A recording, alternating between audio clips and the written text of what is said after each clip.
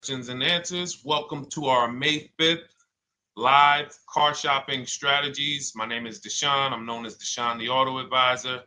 And over the next 60 to 90 minutes, I'm going to be sharing what we call the cars from home philosophy, the way you can shop, get bids, make your car buying simple, empower yourself, and guarantee that you did not leave any money on the table. We're going to talk about a lot of things you may not be familiar with. We're going to talk about things you have not heard before. We're going to tear back some mindsets that the car business has programmed in us for their profit. And we're going to tear down those mindsets because they're costing us thousands and they're making the greediest dealers in this country thousands of dollars. And we're going to get rid of that. So this show is sponsored by my new digital book. It's called Cars from Home, 7 Steps to Saving Time, Money, and Avoiding Dealerships. So I wrote that book to give you everything I know, everything I learned at Mercedes-Benz, at General Motors, running my own brokerage, and the hundreds of people, thousands now, that we've helped since 2021 to empower themselves in their car purchases. So part of my welcome offer to you is it's normally $97. You can get it for $24. That's my welcome offer for 30 minutes, anytime during the broadcast. As we go, you can get yours in my TikTok bio, in my Instagram bio, the YouTube comments, and the Facebook comments. It's a 75% off discount as part of my welcome offer for those of you who take action. And you'll have everything we teach here for the rest of your life.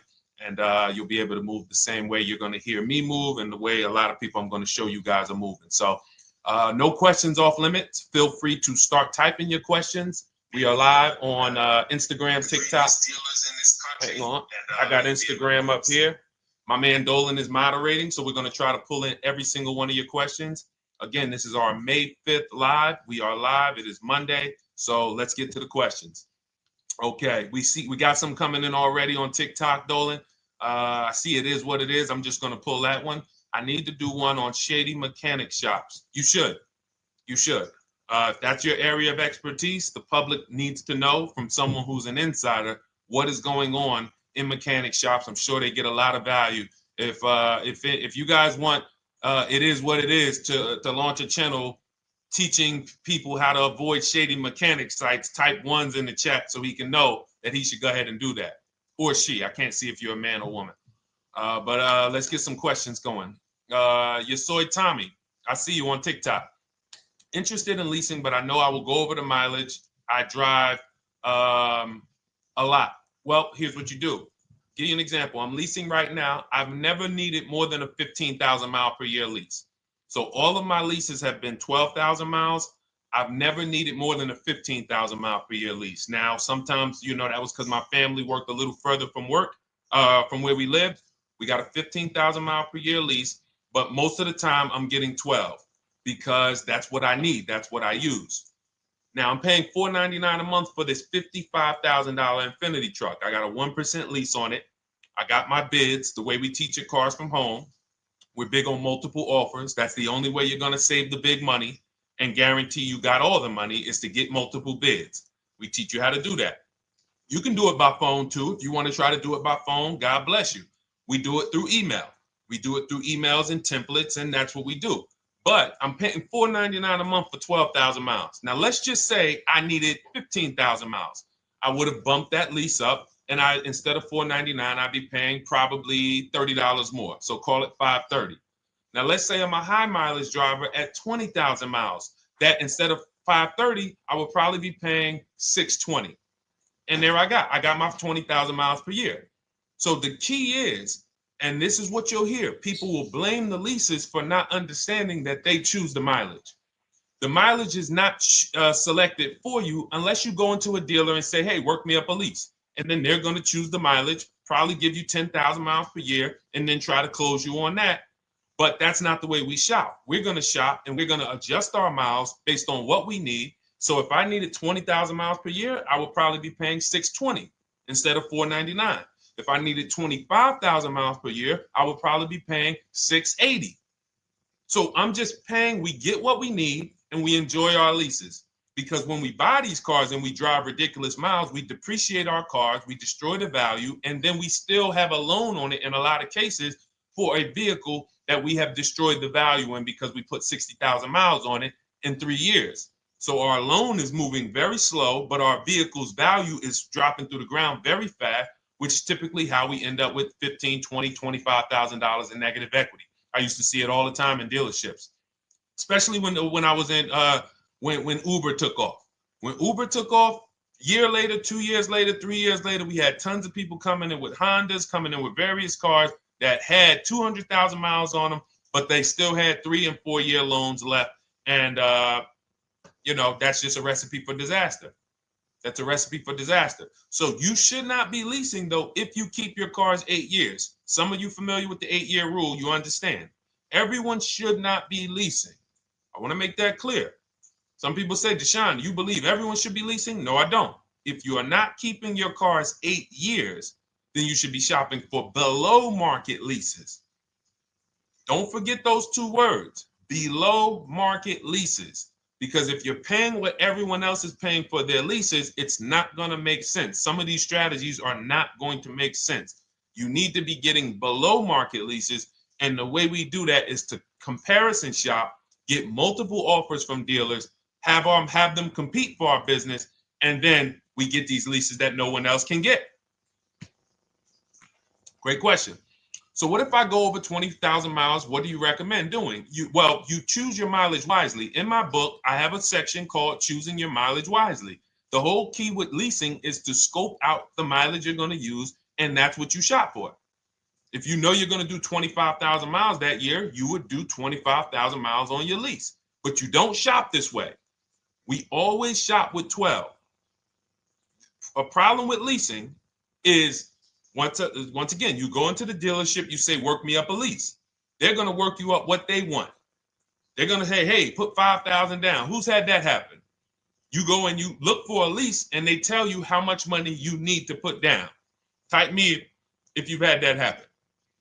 And again, welcome to everybody. This is our May 5th live. It's Monday, May 5th. Whether you're watching this today or you're watching this later today, because we will be rerunning this for those who couldn't make the show. Tell your friend they can catch it on our channels. But this is our live show. We're live every single Monday through Thursday at 12 noon. So you'll see people who will go and get blessed transition. You've had this happen. This is what you go in. They work you up a lease. Here, you need 3,000 down. Yeah, you need 3,000 plus your taxes and fees. What do you want to do? So that's them customizing our leases. We never want to do this. We want to customize our lease and run it like this, a template. All your leases you get with, ready? 12,000 miles per year. First month's payment only due at signing. That's it. 12,000 miles per year. First month's payment only due at signing. That is how you shop all of your lease offers, because this allows you to now use the 1% rule, which I didn't create. A lot of lease savvy people know about the 1% rule, where your MSRP, I'm going to just show an example of an MSRP, the price on the window sticker. Every lease is going to be brand new, guys, or either close to it. The price on the window sticker is the price we go by, the MSRP, and we're going to divide our monthly payment into the MSRP. And once we get that, the number, that's going to tell us if we got a 1% lease, if we got a 1.5% lease, if we got a 1.8% lease. And what we did was I created the 1.5% rule to know we were overpaying for leases. You don't have value when you lease something over 1.5%. But let's keep it to the point. The point is you're shopping all your leases, first month's payment due at signing, 12,000 miles per year, and then you're using the 1% to 1.5% rule to gauge the value. Once you find your best offer, that's when you go and you say, can you please adjust the mileage down to 10,000 because that's all I need, or up to 15,000 or 18,000. You shop your offers with 12. You find your best offer concerning what value is, 1%, 1.2%, 1.4%. You lock that up, and then you tell them, show me what the payment will be with 20,000 miles per year or 15,000 miles per year. That's going to keep you from walking into these 80% dealers which are never going to give you a below market deal. When they drop their prices, they're never going to drop low enough to beat their competition. That's why their name of the game is them keeping you from checking their competition. And then you avoid these people, you find those deals, and then you adjust the mileage with that dealer. But choosing your mileage is very important with a lease. And that's why you should take 5 minutes, 10 minutes, tally up your lifestyle over the next 3 years, and you choose your mileage that you need. Great question. Let's go, Dolan. I'm getting married today. Congratulations to Ash on Facebook, everybody. Ash is getting married today. Congratulations. May God bless you with a healthy, lifelong marriage. Hallelujah. All right. Angel on YouTube says, can I lease for 36 months, then purchase to have a lower payment instead of buying at a higher payment? Now, what he's asking or she's asking is, I want this new car, but if I buy the new car, then I'm going to have to pay for the new car, in which case it's too unaffordable. So can I lease it first and then buy the difference at the end? Yes, you can. Let's talk about why that's not that financially wise.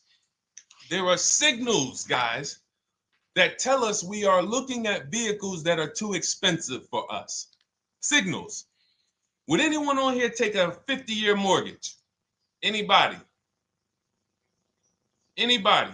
We got some smart people on here. Anybody volunteering for the 50-year mortgage, ladies and gentlemen? Anybody? Come on, somebody.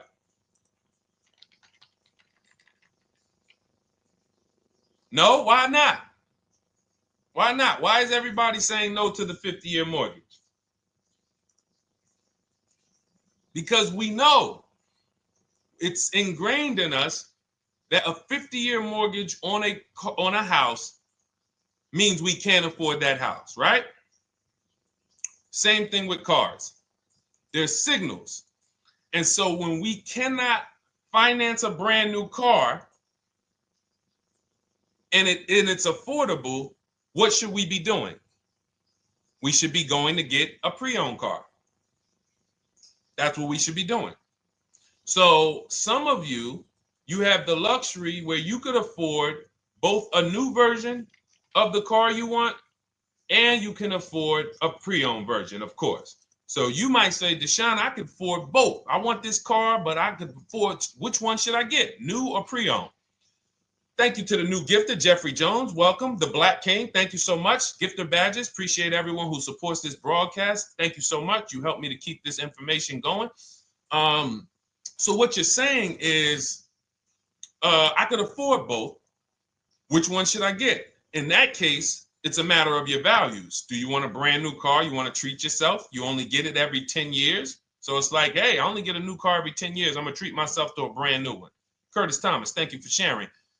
Or you might say, you know what? I want to go to value play. Even though I could afford a new one, I want to knock 20, 30, 40% off the price, and I want to get me a pre-owned version. So that's the people who could afford both. Some of you, you're like Angel, who like, I want this car, but I can't afford it new.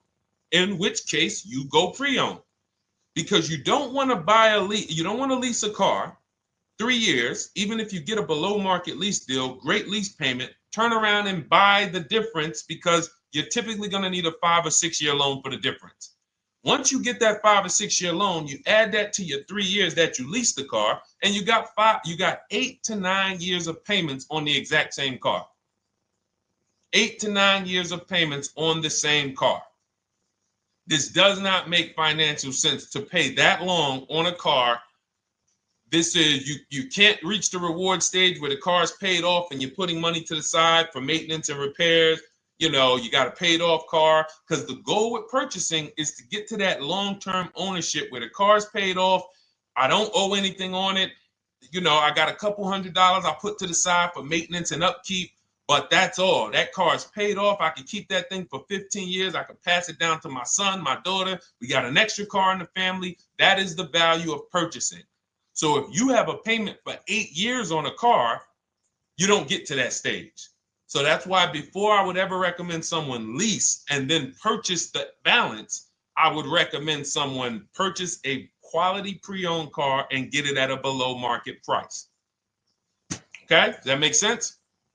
Okay, everything that we're talking about, guys, is in my new digital book. It's called Cars from Home, 7 Steps to Saving Time, Money, and Avoiding Dealerships.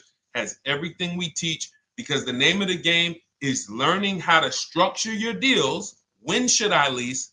When should I purchase? And then once you have your structure, getting bids on everything to make sure you don't leave any money on the table. When you get bids on everything, you're never going to lose any money on your trade-in, because you didn't just get one offer on your trade-in, you got bids. You're never going to overpay for your interest rate, because you didn't get one offer on your loan, you got bids. You're never going to overpay for the new car or the used car you're buying, because you didn't get one offer on it, you got bids. And that empowers you to control the transaction. That is what we teach. That's in my new digital book, step by step. You can get your copy for 75% off, normally $97, but it's part of our welcome offer for 30 minutes. You got it in my TikTok bio, Instagram bio, YouTube comments, or the Facebook comments for $24. Okay, enjoy it, use it. All right, let's keep it going.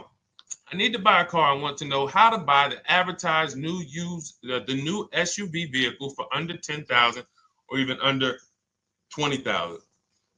I don't really understand the question. Let me read it again. I need to buy a car, and I want to know how to buy the advertised new vehicle for under $10,000 or even under $20,000. Are you saying that's the discount you're looking for, or are you saying that is my budget? Please let me know. I don't quite understand. Go ahead to the next one, Dolan.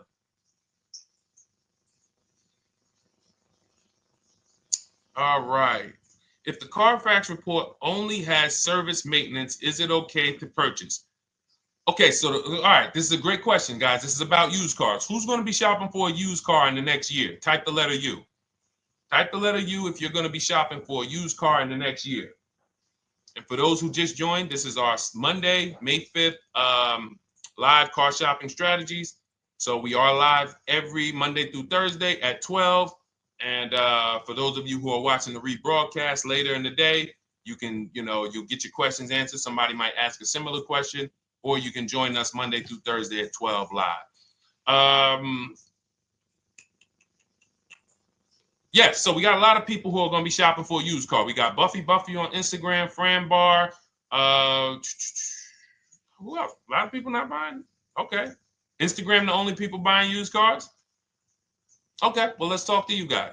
Listen, so here's when you're looking at a used car, what you're focused on is first the service record. First the title history. What is the title history? That means, is it a salvage car? Is it a frame damage car? Is it a now, well, let's start first. Where do we find these cars? Let's start there. We're not going to lots. We're not stumbling onto people's lots. That's what they want. We do not want to go through our neighborhoods looking for used cars. Anybody who does not have a used car on a website, they're trying to take advantage of you, because that is unadvertised, that they don't want to be where the competition is. That is not the way we're going to move. And for years, it was like that. You drive past a dealership on the weekend, you see hey, oh, look, they got this nice yellow car, a nice big red car outside, and you just pull right in.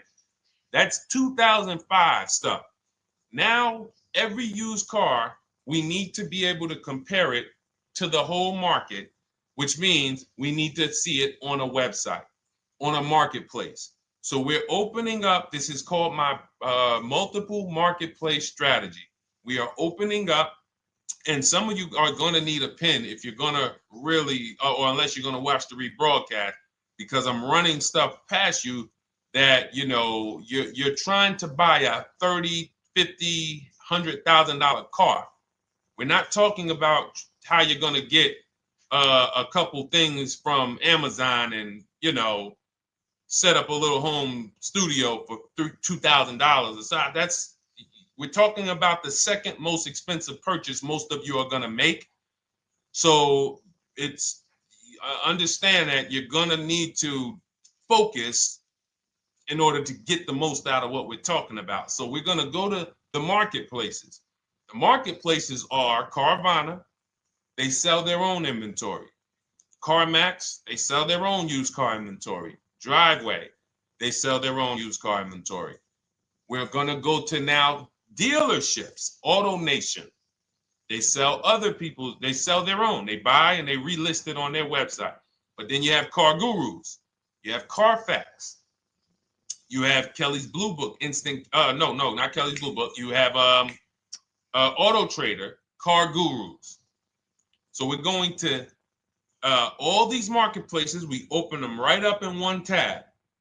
So now what we're doing is we're putting in our criteria, and what we want to do, we want to go 100 miles out. Even if you're not willing to drive 100 miles out, you want to see what the whole market looks like within 100 miles. So now, if you know what you can afford, then you can put in your price criteria. I have a tool that I created. It's called the Perfect Budget Calculator. Some people who have my book, you've used it, where you put in your down payment preferred, you put in your interest rate, you put in any equity from your old car, and it tells you, because what you tend to miss is the fees. That's what you tend to miss. So if you're not using this calculator that we created, you want to add another $2,000 or so, because you got to factor in the fees in that budget. Some of you go out and say, man, I think I could afford $30,000. Then when you find your car, they bump you up to $33,000 because you didn't factor in the taxes and fees. So this calculator does it for you in my book, and everything we use the Perfect Budget Calculator. But if you're not using it, just estimate another, a little higher. Now you put all of that into the marketplaces. Now you're looking for what the inventory is. Now, here's the reason why you must open up all these marketplaces. First reason, they have different cars on them. Carvana and CarMax has different cars than Car Gurus, Cars.com, Auto Trader. There's different cars on them. Another reason we need to open it up is because sometimes you'll see one car here on Car Gurus for $31,000, and then you'll see that on Auto Trader, they marked it down $2,000, it's $29,000. And you're like, wait, why the heck is it lower? This is the same car. Well, it could be because this marketplace got the notification first to lower the price, and maybe this one takes a little longer to see that, oh, maybe that takes 24 hours before their updates take effect. So that's why you want to open up all these marketplaces. Now you're narrowing this down first based on your color choices, what options you want, your models, and now we're starting to narrow this thing down. So we're narrowing it down. Now we start to look at the history of these cars. This is the best way to start narrowing down your used car search. Let's now dive into the history. I need the Carfax. Now, some of these websites will give you a free Carfax. Some of them will try to make you buy a Carfax. Now, I'm going to give you one of the secret strategies that we've been using for years in my book, and I'll tell you it right now. It is how we get free Carfaxes, because when we get to most vehicles, you guys, for those of you who are just meeting me, I worked in Mercedes-Benz for 5 years and General Motors for 5 years, and I ran my own brokerage. I started it in 2016, and I ran that while I worked at the car dealership. So I have a lot of experience and have seen a lot, and that's why I'm able to teach these things. I also love numbers. But one of the things that I know is almost every dealership has a contract with Carfax. So every dealership, we pay Carfax already. So what we're able to do is when we list our inventory on our websites, we're able to list the Carfax with it. We're able to provide that free of charge. But when we pay Auto Trader or Cars.com or Car Gurus, we are not able to actually push our Carfax to that marketplace. But if you come to our website and you find the vehicle on our website, most times you will find the Carfax for free. That is what we have been doing for years. So that now we have the Carfax, because the Carfax is the only way we can see those service records right now, because we've already narrowed it down based on, first thing we're doing is we're looking at title history, frame damage, salvage title, rebuilt title, total loss. That's the type of vehicle. The next thing we're doing to narrow it down, which is where many of you get in trouble, is you're looking at the service records. Skipping service records, buying used cars without seeing service records is disaster. The biggest indicator on if a vehicle was taken care of is what is on those service records. And if you can't see those service records, then I would not buy the car. Somebody say, oh, I'm changing the oil myself. If you don't have proof that you have changed the oil yourself, I cannot see it. I cannot see that you have maintenance this car, and that's a turnoff for me. Because now when you drive that car a year later, 2 years later, things start happening. You have no one to blame but yourself. Now the regret kicks in. Man, I knew I shouldn't have got this. But chances are, if you find a quality vehicle and you see service records on that previous owner's report, that's going to lead to a quality experience. Okay, so that's pretty much how the initial part of our multiple marketplace strategy. As you can see, we have this to a science. Nothing that we're doing is by chance. Nothing we're doing is on a whim. That is it. But let's go to some more questions. And I think the biggest thing I want everyone to understand so far is that we don't wing anything in this process. There's nothing, everything that I'm teaching you is going to be out of our systems. Now, some of you have different learning styles. So let's address this. Again, welcome to our May 5th, Monday, May 5th live. We're live Monday through Thursdays at 12 noon. And we rebroadcast this for those who couldn't make it. You can share this with your family. Tell them, hey, visit Deshone the Auto Advisor's channel. He did a great show earlier. He answered some questions that everyone had. You can watch the broadcast all through the rest of the day. Now, but we're live every week, but we're live right now. So now the biggest, some of your learning style is different. What we teach is we have the ultimate do-it-yourself guide. This book is rated 5 stars. Thank you to everyone who's rated it on Goodreads. Just pull it up right here. For those of you who are actually on Instagram or YouTube, TikTok, you won't be able to see this right now. But the book is rated 5 stars. We appreciate you. And this is the ultimate do-it-yourself guide, whether you're new cars, used cars, leases, bad credit, how to make banks bid for your financing, high mileage driving. It's all in there, step by step. And it's a digital book, so you don't have to wait for it. As soon as you get and hopefully you get there before the 30 minutes, so you get your copy for the $24 instead of the $97. That's our welcome offer. But that's your do-it-yourself guide. Some of you, you're a do-it-with-you person, and that's Shop with Deshone. You like videos instead of reading. You want coaching. You want support. You want a community. We have 1,600 people in our Facebook group. That's our Shop with Deshone. We've had 2,200, almost 2,300 people come before you. When you see me share people like Zafrina and like Melissa and Sheree, Ken, all of these people who are, they're showing their car deals that they got. Look, took me about 30 days. He went through, past Friday, locked down 2 vehicles, 2 Yukon 2025. Said he dropped sold the BMW. They dropped the price down to 70 grand. So they took off like 5,200 for him. These are all people who are in the Shop with Deshone. Their learning style is they prefer videos. They prefer, coaching with me. But again, it's the same information. So I want to be clear. It's just your learning style. So if you are like Deshone, give me the blueprint and I will run this thing. That you're going to be like the people who send, like Marie. Marie just wanted to let you know she got our book. Using the book, I saved over $13,000 off MSRP. Now, here's where the feelings get hurt. And this is not my intention. But some of you have these same vehicles that you're going to see me sharing that our people get.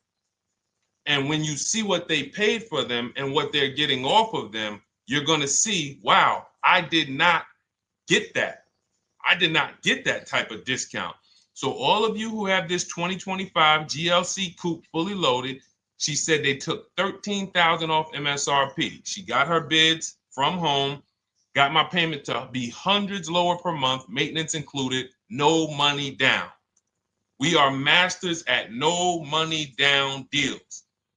You should not be putting money into these cars unless you intend to keep them for 10 years and you got a great price already. You got a huge discount already. You should not be putting money into these cars. I have never done more than $1,500 out of my pocket for any lease. And when my car that I bought, I put money down on that because I bought it to keep it. But everything else, we are shopping with no money down. So you're going to see that a lot. So again, depending on your learning style, you can head to my bios and to the comment sections, open the Cars from Home Toolkit, Shop with Deshone might be right for you. I don't care how you get the information as long as you are saving the money.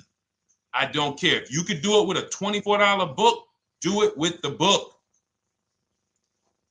I would rather you say, man, this guy Deshone helped me. I bought his book. I got it on the sale because he did the welcome offer for $24. And man, I done got 4, 5, 6 cars using this thing. And all I paid was $24. Congratulations. I will celebrate that. I wish that for everyone, but that's not everyone's learning style. So, okay, Dolan, let's keep it going. I'm sure we got a lot more questions coming in. Molly from Facebook, great to see you. Needed to be here. Well, I'm glad. I just ordered a new vehicle last week, expected to arrive in 3 months. I need a breakdown of how to get out if the options they want, get out of the options they want to the MSRP. Well, first of all, what you want to do is you want to get bids now. You do not want to wait. Those of you, she's ordered a car. She's scheduled to be here in 3 months, and she has not locked in her pricing. Now, the reason when we order a car, we are always getting our bids first because the closer your car comes to arrival, the less leverage you have. They know once that car comes in there, she's been waiting for 3 months. She is not going to want to walk away from this car. She is not going to want to do this all over again. And they're going to probably take a shot and say, or if you look for a discount at that point, you probably are going to be like, no, I'm sorry, we can't give it to you. So what we're going to do is we have to now send that request out. Now, there's 2 ways for you guys to do this, whether you're leasing or purchasing new cars. 2 ways for you to do this. You can do it your way, which is calling around. Calling around, not going into dealers, calling around, ask for sales managers, try to get yourself at least 5 offers. Because the only way you're going to see how overpriced the offers are is to actually get multiple offers. So I'll give you an example. I'm showing you guys on the screen what a market report looks like. So we also have a division. We shop for people's new cars and their leases if they have good credit. So when you see, oh, I tried to pull it up. It's not loading. So what you're going to see, and some of you who've used our stuff, you can testify to this. There is a huge spread between the best price and the worst price. Huge spread. So in order for you to know you actually got the best price, you need to see 4 other offers that are higher. I'm going to say that again. Thank you to all the gifters on TikTok. Thank you, Jeffrey Jones. Appreciate it. You need to see other offers that are higher. So let's go back to my car. This dealer who won the bid for my Infinity truck saved me over $8,000. Now, he said to me when I was making the deal with him, he said he knew that I was not going to find a better offer because he had used a special coupon he had to apply towards the deal. He needed the deal that month, and that's why he won the bid. So he's able to take off $8,000. If I was purchasing, I would have got $8,000 off the price. But I leased it, so my lease payment was $499 a month with $1,270 down total. And $1,270, $499 of that was my first payment. So every other offer that I got, $560, $605, $640, $700, $750. That's how you know you did it right. If you don't have a bunch of the 80%, we call them. This is the 80%. Some of you have heard me say we don't negotiate with dealers with fake fees. It's a losing battle because even when they take off all the fees, they're still super high. I'm going back and forth by email. So if you're using what we teach, you're taking minutes out of your day. You're going back and forth with email. We close deals in 60 to 90 minutes. I'm not inviting anyone to car college. 60 to 90 minutes of emails back and forth. Next thing you know, we're closing a deal.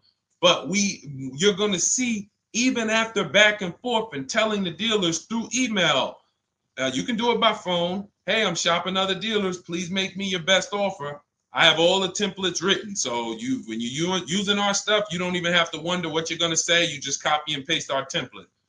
But even after that, you're going to see, wait, these people are still giving me super high prices, even though I told them I'm shopping, even though I told them I'm serious, I could buy the car right now, even though I gave them every single thing I need to give them to get an offer, they're still $150 a month higher than my best offer.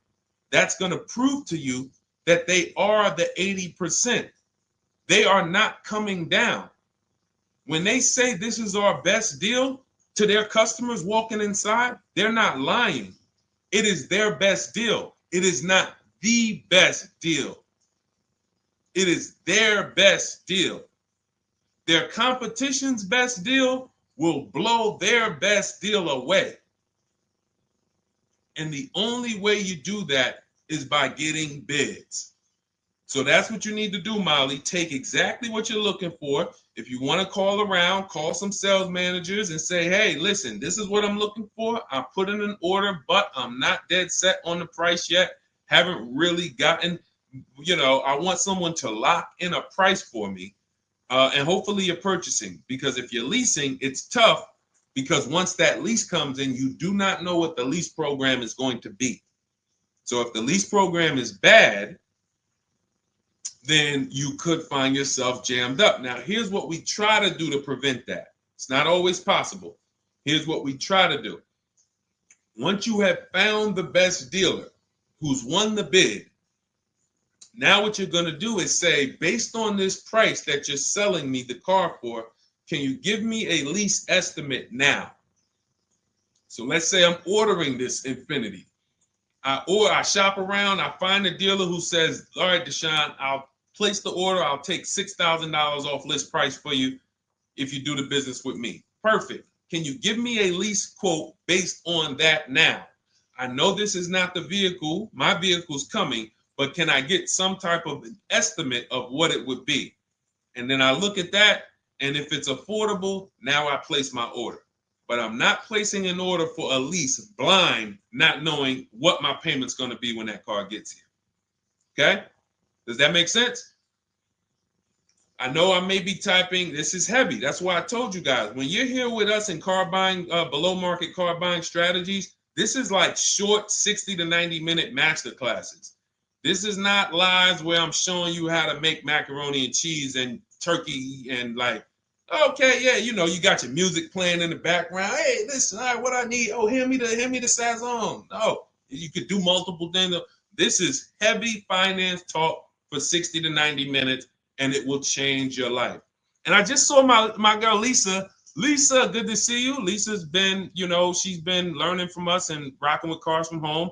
Let me see. I'm glad you clarified, even if no money down on the lease, you still really have to give them the first month's amount. Yes, I don't know what I'm going to do yet, buy or lease. No matter, I'm learning lots and sharing with my peeps. Thank you, Lisa. Thank you. Now, technically, you don't have to give them the first month's payment either. What I do is our templates all involve shopping, first month payment due at signing. But if I wanted to, so let's say, for example, on this $499 a month lease I got on the Infiniti, and I'll actually will add this because I'm glad you said that. The lease that's your first month's payment, so it's not considered money down. It's considered your first month's payment because you're leasing, you're paying 36 months or 39 months. We don't do 4-year leases. We don't even do 3.5-year leases in most cases. We're not doing it. It's 36 months, 39 months, and if they have a really, really good program for 2 years, they will tell us about it. But we shop for 36 months. But you can tell that if I wanted to tell them, you know what, I want to do a straight sign and drive, I don't even want to give you the $499 for the first payment, which means you're asking them to pay the first payment, then it would have just been $500 going back into the cap cost, which would raise the payment probably with interest and taxes, maybe 15, 17 bucks, something like that. So if I truly wanted to bring nothing to the table, I can just have them to, cap the first month's payment. You can do that. You can do that. So you can ask any questions. I know you're in our Facebook group, and so you let us know. But the 8-year rule is your basis for leasing versus buying. The 8-year rule, when you guys open up my book, you'll hear me talk about this. I'm going to make a whole lot more videos about the 8-year rule because it is the parameters for how to know whether to lease or buy. It takes into account how drastic cars depreciate. They lose value like crazy. All the losses are in the first 5 to 7 years, and you don't win until you've kept the car at least 8 years, compared to someone who's getting a below market lease. So let's take an example. You look at somebody like, Brian. Brian got my book. Just finalized my first ever lease using your system. 2025 HRV Sport all-wheel drive, $30,000, $505 MSRP. So this is a $31,000 vehicle almost, and he got it for $395 a month, which is a 1.2% lease, no money down. Now, his initial quote from this dealer was $434. This is the winning dealer.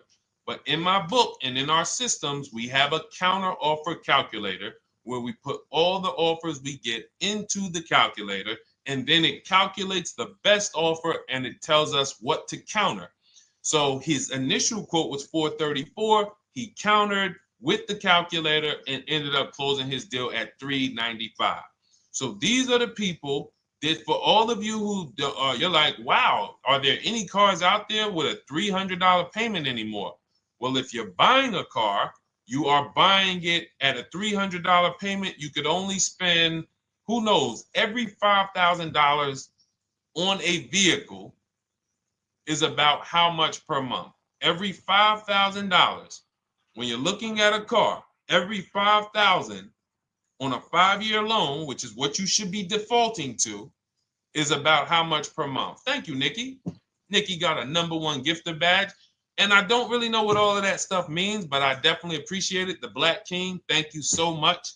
I just know it means you guys support the show.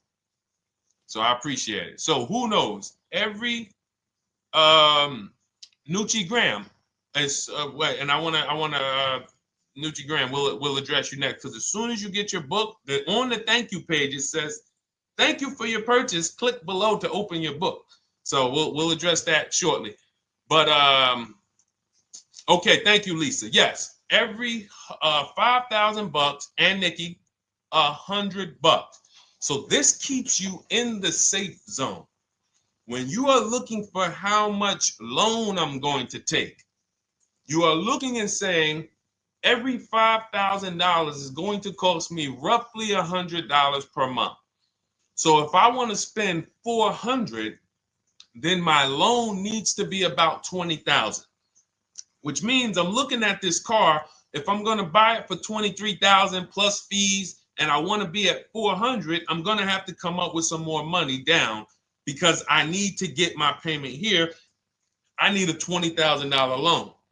I'm not going to go in looking at a $20,000 car and thinking, man, can they get me to $250 a month on this? No money down, because the math doesn't make sense. Because the only way they can get you to that is to put you in a 7 or 8 or 9 year loan, which is a horrible deal. And they've done it to a lot of people, because you go in and you just say, get me to this monthly payment. And they're like, well, you didn't say how long. You come in later, hey, man, my loan is, I remember, man, a guy called me, and this is, unfortunately, people are not trained to look at how long their loan is. Early in my career, I think I was still with General Motors, and a guy came in and he had some vehicle, And he was like, you know, D, could you look at this, man, and tell me, because I don't, you know, I'm trying to get out this thing, man. They telling me I can't get out of it now. That's a recipe. You bury yourself when you make these types of moves. They're saying I can't get out. I looked at his contract. It was a 96-month loan. 96-month loan. So he's in a 96-month loan at a high payment. He's going nowhere. And what it came from is him going in and saying, hey, get me to this payment. My payment's affordable, but how long is the payment? That determines what you're paying for the car. So when we say, yo, are there $300 payments out there? I'm showing you. Leasing, there's cars you can drive 30,000 miles, $30,000 cars, beautiful vehicles, payments in the threes when you're shopping and getting bids, and you're finding vehicles with great lease deals.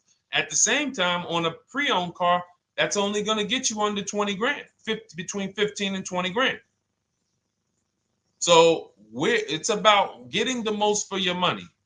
And getting the most for your money, you must take into account the 8-year rule.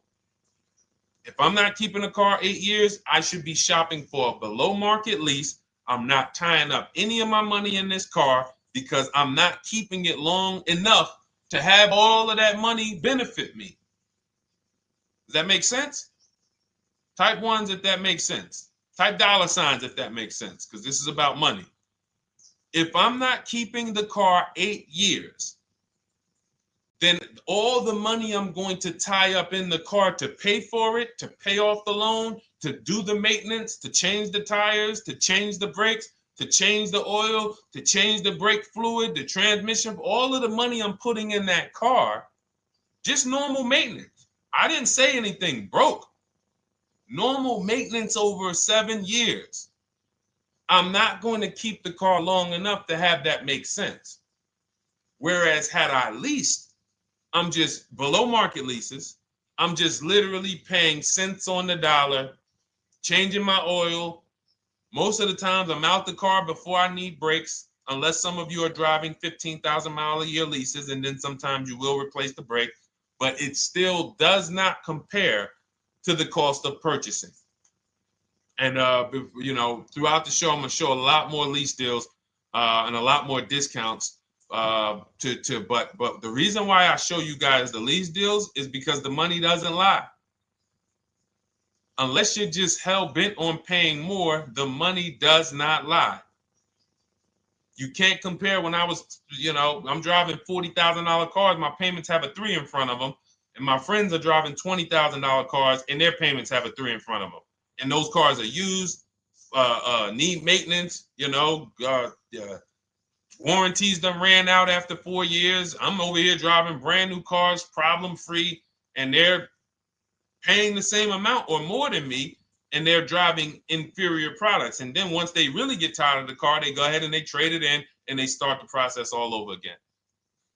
It's just it's bad financial advice that the car business never trained on, and they just love for people to be ignorant. But we're not going to be ignorant here. All right, Dolan, let's keep it going. By the way, all of you who just joined, this is our Monday, May 5th live. We are live every Monday through Thursday at noon. So for those of you who may be watching the rebroadcast, we rebroadcast the show all through the day. So for those who missed the show, you can either, you know, or some of you want to tell your friends, oh, hey, you're shopping for a car, go watch this show. And we'll rebroadcast this show all through the day. And we rebroadcast all the episodes through the weekend. So for those of you who didn't have time, you're like, man, I want to catch up on all the shows, all the questions that were asked. We'll rebroadcast those through the weekend. But we are live every Monday through Thursday between 12 and usually 1:30. You can have your friends and family tap in. You can bring your questions, and we try to get to as many as we can. All right, Dolan, let's keep it moving. Let's get to some more. What are the companies for loans? Well, there's a lot of them. First thing you want to do is, so we teach something called the bank bidding war. This is a question, because here's my question to you guys. Where do you get your car loans from? Here's my question to you. And I'm going to tell you how we should change the answer, because I know what some of your answers are going to be. Where do you get your car loan from? Some of you are going to say my bank. Some of you are going to say the credit union. Some of you are going to say the dealership. But all of those are not the answers we want to go with anymore. Here's the answer. You got it, Nikki. I love Nikki. Whoever gives me the best rate. That is going to be the answer moving forward. If you're using what we're teaching, that's your answer. Whoever gives me the best rate. What, in other words, whoever wins the bid. So what we're doing is we are not just going to our credit union and having them run our credit, give us a rate, and now we going out and we're shopping with a check in hand and we're shopping with our back against the wall because the bank says, well, hey, you know, your pre-approval expires May 17th, so you hurry up and find a car or you're going to have to come back and run your credit again. Now we're over here and our bank is putting our back against the wall. That's ridiculous. So what we do is we use what you should do is you should look at the average interest rate. If you have average credit, look at the average interest rate, and then you use that to budget. Again, I have a calculator that we invented. It's a proprietary calculator. You can't find it on Google. It's in my book. It's in our course, Shop with Deshone, in our checklist, our video checklist. This is stuff that, again, we don't, if you notice stuff that I teach, it's not anywhere. Deshone, why can't I find an 8-year rule on YouTube? It's because it's Cars from Home. We created it. I can't find the 1.5% rule. No one else teaches that because it's our intellectual property. We created it. I don't mind people saying it, but they need to understand we didn't find this stuff. We created the stuff. So calculators, we invented them. So this calculator you take this interest rate, but even if you want to use a standard payment estimator calculator, you can take just what I said. Remember, add a little bit more for the fees, because that's what you're not taking into account. The fees, the taxes, and that's where we get in trouble. My calculator, our perfect budget calculator, does that for you. So now you want to look at the average interest rate. Type in average rates for cars. Use that for your budget, just so you can know about how much car I can go and get. So between what I told you about the $5,000 being $100 a month, and that last part about, adding a little bit more and using the average interest rate, you should have a good gauge on a range of car to go and shop for. Now, once you now shop your market, whether you're shopping new or whether you're shopping pre-owned, once you find no one's touched your credit till now. No one has touched your credit with a hard pull, especially not. We do not, in order for this to work, like what Nikki is saying, where you're only giving your business to the bank or credit union that gives you the lowest APR. In order for this to work and for you to be able to shop freely, no pressure, you need to make sure you don't let anyone run your credit with a hard pull before you find your best deal on a car.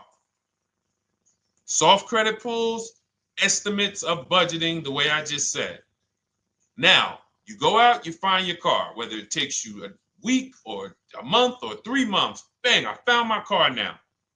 You lock the car up, put it under contract, you leave your deposit. You never, ever. How soon when you get a car does the dealership want you to take it? I like asking questions like this because we can prove how predictable most of the car business is. How soon after you purchase a car does the dealership want you to take it? Thank you, Janae. Immediately. Now, the reason for that is, there's various reasons. There's various reasons. Right then and there, Molly, yes. But what I want you guys to focus on is what you lose by taking it right then and there. You lose the ability to shop the interest rates. And shopping the interest rates is very important because you'll always wonder, could I have gotten a better rate? So what you do is you lock the car up, you let them know, hey, I'm going to go home, just give me my, let me get my paperwork so I know exactly how much I need to tell my bank. And here's the key, if you guys can beat what my bank or credit union gets says, then I'll give you the loan. See, some people think that I teach don't let the dealerships compete. I never teach that. What I teach is don't let the dealerships be your first offer ever. They are always your last offer, and they're competing against other offers that you got. So now you're going home, your car's waiting, you're going to see what your bank, your credit union can do, and then you go online. You can go right online. Auto loans online, auto financing online. Let all of these banks and credit unions access your credit now with the hard pull, because there is an article that Experian did, and you can find it on almost any credit bureau, wrote an article on rate shopping. They allow you to have multiple lenders compete for your business within a small period of time. They say the window is 14 to 45 days. So if the window is 14 to 45 days, how quick do y'all think I want you to do it? If the window says, because that's a big window, as long as you shop within that window, at the end, those multiple inquiries will have the same weight on your score as one inquiry, because it looks as if you were shopping and you were doing your due diligence. Thank you, Greg, Sheila, with these gifter badges. I don't know. It's like a nice. I appreciate it, Glendale. Thank you. So with these, when these banks are competing, what you're trying to do is say, everyone here on my end, we call this the bank bidding war. This is round two. Round two is you are bringing your car home. I'm sorry, you are at home. You're going online. You're calling your bank. You're calling your credit union. If you have one, you're going online. This will take you literally one day, not even. This maybe take you an hour. Because if they say that the window to shop is between 14 and 45 days, I want you to do it in 24 hours. We want all the competition in 24 hours. Because that guarantees we are way within the window. They're going to look and see, wow, this person bought a car. They had multiple lenders competing in a small period of time. They're not out here just letting people run their credit over, every week. Some new banks running their credit. So now you call the dealership afterwards. You say, hey, the best offer I got was from such and such credit union or such and such bank. If you guys can beat it, I'll give you the business. You allow the dealer to now shop you to their banks. In which case, they're going to call you and say, hey, good news, we got you a better rate. Or, hey, good news, we couldn't beat the rate, but we can match it. In which case, they save you the time, they save you the paperwork. Or they're going to say, hey, listen, that's a great rate you got. We can't beat that. None of my banks can beat it. And in which case, we guarantee all around we got the best rate, which is the goal we're looking for. As Nikki said, I'm only giving my business to who gave me the best rate. That is the bank bidding war. So when you get your digital book, Cars from Home, you'll get that in writing. We also have it in our Shop with Deshone video checklist for those of you who are more do-it-with-me types. Again, we're all about your learning style. And some of you just like, Deshone, I see you. Can you shop for us? What are these? I'm seeing a lot of you guys shop for people, new cars, new cars, leases only. And you have to have good credit. Your FICO scores need to be over 670, all of them. But if you don't, again, same result. We've been helping people get these results since 2021. And again, I am all about speed. These are short videos. The book is boom, action steps, action, action, action, action. I'm not trying to teach you everything about cars. I'm trying to walk you through a path, a 7-step path to get to the result you want all the time. Okay, I'm not taking you to car college. You're not going into the car business. You just need to know how to get the best deal. And that's what it's about, step by step. Okay, but for those of you who are just coming on, this whole show is sponsored by my new digital book. It's called Cars from Home, 7 Steps to Saving Time, Money, and Avoiding Dealerships. It's a digital book. Everything we teach about new cars, used cars, leases, below market financing, high mileage driving tips, bad credit tips for those of you who have your credit is not going to qualify you for everything else we're talking about. You need specific strategy. We have that specifically for people with bad credit inside my book and inside Shop with Deshone. So that's why I never believe in one size fits all car buying advice, because all of you are in different situations. So how does somebody look saying, you all should do this? We're all in a different situation. I have a trade-in, he doesn't. He has a lease that's coming due, he doesn't. Oh, he has a lease that's coming due, he has equity in it, we need to help him get that equity out. He has a lease, it has an equity, but it has a third-party restriction. We can't talk to people the same. That's why everything we do is custom and letting you know, no matter what your situation is, it's very common to us. Very, very common. So, all right, let's keep it going. We got some more time, Dolan. Pull them up. More questions.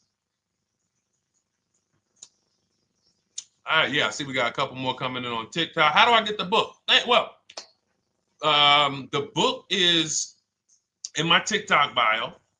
In my Instagram bio, there's a website there. It's Cars from Home Toolkit. And then you'll see the welcome special for $24. So the book is normally $97, but as part of our welcome special, you got 30 minutes to get yours for $24. So you won't pay the $94. You get 75% off. We also have a link for you guys on Facebook and YouTube in the comment section so you can get your copy. And if you're going to spend a couple more minutes with us, I would appreciate if you share the broadcast with one person that you care about.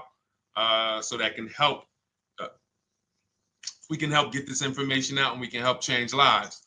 If you didn't receive your ebook, well, first of all, as soon as you purchase your book, you're going to see a thank you page. It says, thank you, screenshot this page. And then it says below, click the link below to open your book. So you actually get the link to open it as soon as you make the purchase. And then I say, I also emailed you a copy. So sometimes people type their email in, one letter's wrong. Obviously, we can't send a book to an incorrect email, which is why I have my support team's email right on there. So that if you don't see that book within 5 to 10 minutes, you email my support team, hey, I didn't get the book. They'll get you the book right away. So as you can see, I want you to, Dolan, can you put up, do we have anywhere with, we can put up the support team's email for this person? And just send an email to support. There you go. Thank you so much. Support at Deshone the Auto Advisor. Thank you, Dolan. Best moderator in the world. All right, so shoot them an email. Just let them know. Give them your first and last name, and they'll check the record, make sure that we have a purchase from you, and they'll send you your book right away so you can dig right into it. Okay? All right, let's keep it. We work with clients all around the country. What I'll start doing, I wanted to bring some on here today, but I can't load them up. The system is showing an error. So I got a lot of people. I always bring tests. I always like to show results. So, you know, I'm a results person. So you'll see a lot of people that I share. Brian, who has our book, and, you know, his lease, Marie with her $13,000 off. All of these people made deals from home. They were not in a dealership negotiating this. You got, look, Frank, I bought your book, used your system, and just closed my deal and have positive results to report. I love when y'all email me, by the way. Like, please continue to do this. A caveat is I wanted a just released 2026 Genesis G70 Advanced, and there are no incentives. I could have gotten incentives on the 2025. However, I wanted the 2026, and I was willing to pay. So even with high demand cars, even with cars that are rare, this is the situation. I reached out to 20 dealers and I received 9 offers for 36 months, 12,000 miles on a $58,000 MSRP. The initial offers range from $1049 to $901 with everything in between. I counter offered using the calculator that we have and closed the deal at $815 on a $58,000 MSRP. That's a 1.4% deal.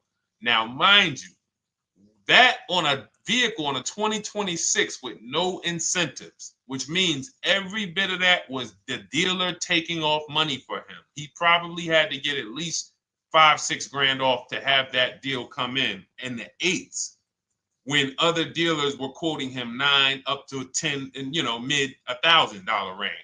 So, you know, but so I show the book testimonials. I show my Shop with Deshone testimonials. But I want to start bringing these market reports so you guys could actually see that's our team shopping all around the country.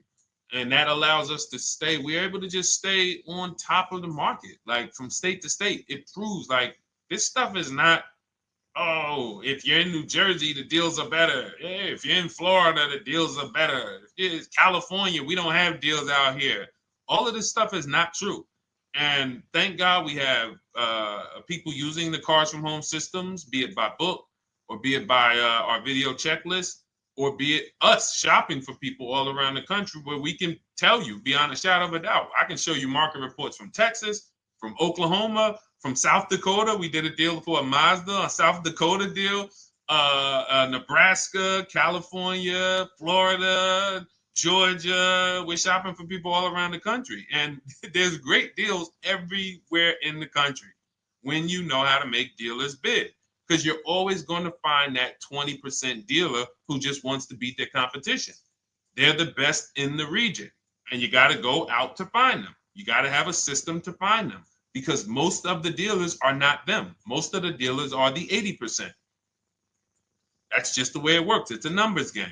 And the 80% are very expensive. And when you walk into the 80%, they'll go down. You're like, oh man, all right, can you take off? Can you get me down? Like, yeah, man, you're like $150 a month higher than where I could be, my max. And they go back and forth. You're like, man, I could take off $50 a month. Ah, man, that's the best you could do. And then next thing you know, you get down to 100. Yeah, all right, we'll take off $100 a month. And you're like, all right, I guess I'll take that. You don't realize that a 20% dealer, not only were they nowhere near your max budget, they were $100 less than your max. You're talking to the 80%. The 80%, when they come down, they're still here. The 20% are here.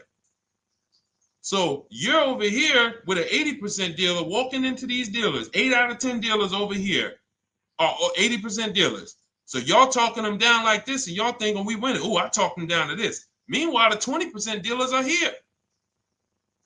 20% dealers will launch a bid. We gotta cut. Oh man, if this thing wasn't broken, tomorrow's show, I'm gonna bring on a lot more market reports. We got dealers who come right out. We getting offers 700, 790, 820. Dealer come right out 650. Boom, blow everybody away. Like, oh, let's go. We got a winner. Looks like we got a winner here. That's it. And then it becomes fun. As you can see, this is fun for us. When you change the way we shop, you shop and you start to you're going to be the prize. You're going to be the prize. So anyway, let's keep it moving. For those of you who have gotten your book, I look forward to you using it, empowering yourself, having these same results. For those who didn't know about the book, it is a digital book. You can get your copy for 75% off for 30 minutes in my TikTok bio, my Instagram bio, the YouTube comments, and the Facebook comment. And for those of you who've been on and you still don't quite trust us, you want to get started with maybe some free advice, go grab our cheat sheets. We have our free cheat sheets in my Cars from Home toolkit, totally free. Test us. Look at the cheat sheets, look at the strategies, look at the emails I'm going to send, guiding. Like I don't play around. So if you want to just say, test out, let me hear some free advice, start with our cheat sheets. All right. Yes, I'd actually answered that when I read that comment, Dolan, on TikTok about do we work with clients in New Jersey and New York? Well, yes. When it comes to shopping done for you, if you open the Cars from Home toolkit and you're like, Deshone, I just want to relax at home. You guys go shop the market for me. If you have good credit, FICO scores over 670, and you have and you're shopping for a new car or a lease, you can book a call with us and we can see if we can help you. Book a 10-minute call. It's free. And we can see if we can help you. Is it best to lease a car if you're currently underwater? Ooh, if I was underwater right now, let's just say I have 15,000 negative equity. I made a bad deal during the pandemic. I'm upside down and I'm like, man, I got to get out of this car. But and first of all, I know I should be leasing because now we know the 8-year rule. The 8-year rule says if we're not buying our cars to keep them at least 8 years, we should be shopping for below market leases. We're going to pay a lot less money. Below market leases, not normal leases. Very important. So what I'm going to do is I'm going to actually right now look for an electric vehicle that I could lease because some electric vehicles right now, we're getting under 1%. We're getting 0.88% leases. We're getting 0.79% leases, because if you do your bidding, you're going to see. Now, again, if you want to call around for your multiple offers, you can do that. I'd rather you call around than to do what you've been doing. I'd rather you, with your new cars and your leases, call around before you walk. That's better than what you've been doing. But if you're like, Deshone, I don't want to talk. I don't want to wonder what I'm going to say. I just want to copy and paste. That's the Cars from Home way. Either way, you get your 5 offers, and you're going to see now, my best offer on this $40,000 electric car might be $320 a month. So I'm now driving a $40,000 car. If I didn't have my negative equity, then I would be driving it for $320. But now I got to bring this negative equity over. Now, the reason why you want to look at these electric cars for this is because if you try to bring a bunch of negative equity over, what ends up happening is you're now messing up the loan to value ratios, and the bank won't approve it. So you might go in and look at a $40,000 car, and now you bring this 15 grand of negative equity, and the bank is saying, we're not going to loan $55,000 on a $40,000 car. We're not doing that. So that's when they'll say, some of you may have heard this before, you have to put money down. They'll say, we can't get you approved unless you can put $3,000 down, $5,000 down. You have too much negative equity, and the bank is not going to approve it all. But when you get your bids on some of these electric cars, you're going to get $10,000, $15,000 off. And this is specifically what I would be looking for. I would be looking for the electric vehicle that when I get my bids, I'm saving 15 to 18 to 20 grand off. And if you guys don't think that's possible, you haven't been here for long. You know, this is Milligan. She bought her Mercedes EQE last year. She literally, MSRP of her car was $79,245. She got almost $30,000 off the vehicle. Almost $30,000 off the vehicle. $51,359 is her price. $79,000 vehicle. She got it after rebates, after discounts, after everything. $51,359. So you take a vehicle that you can get a huge amount of money off, then you bring your negative equity over. So now that payment goes from $320. Yes, it might go up to $575 or $600 even. But I know I'm in a nice car now. I'm in a brand new car, and after 3 years, I'm done with that negative equity. So that's what I would be doing. And if God forbid the car gets totaled while you're driving, you're out of the negative equity in a lease. So if I rolled that negative equity, 15 grand over to this car, now I'm driving it. Boom. All right, I got this electric car. I'm out of the negative equity. I got a good value. I'm in a $40,000 car. My payment is affordable. Now I'm driving. Oh, shoot, car gets totaled. I'm out. I can go get me another car now. I can go and get the same exact car, but I can get it for $320 now. So, you know, that actually is the reason why people commit insurance fraud and total their cars or get them stolen intentionally. But no, that's just something to keep in mind. Something to keep in mind. Because most of you, when you start leasing, you're going to see that was my reason for negative equity. That was my reason I kept having negative equity, is because I wasn't leasing. And that was the reason I was paying more money for cars than I should have, because I wasn't leasing. And again, the key is getting below market leases. You walk into a dealership and say, work me up a lease, you're not going to have these payments that, you know, we're talking about here. It has to be below market leases. That comes through multiple offers. Only way. All right, let's keep it going. A lot more questions. No gap then. Is that your first time leasing? Well, no, we'll get to that. I see it's a little conversation happening on TikTok over here. By the way, everyone, this is our Monday, May 5th live. We're live Monday through Thursday. Tell your friends, please. I would love for those of you who are going to keep joining us to see some friends tomorrow, family members tomorrow, co-workers. When you are at work, when you're talking to people, if they say they're car shopping, I would love for you to invite them to our live shows Monday through Thursday at 12. And if they couldn't make the show, we will rebroadcast each episode for the rest of the day. So after today, after we end the show, if you guys want to refresh on some things or you want to whatever, you want to send people, we will rebroadcast this episode for the rest of the day. And then on the weekends, we put together a weekly compilation. We broadcast them all just for the people who couldn't make the live shows.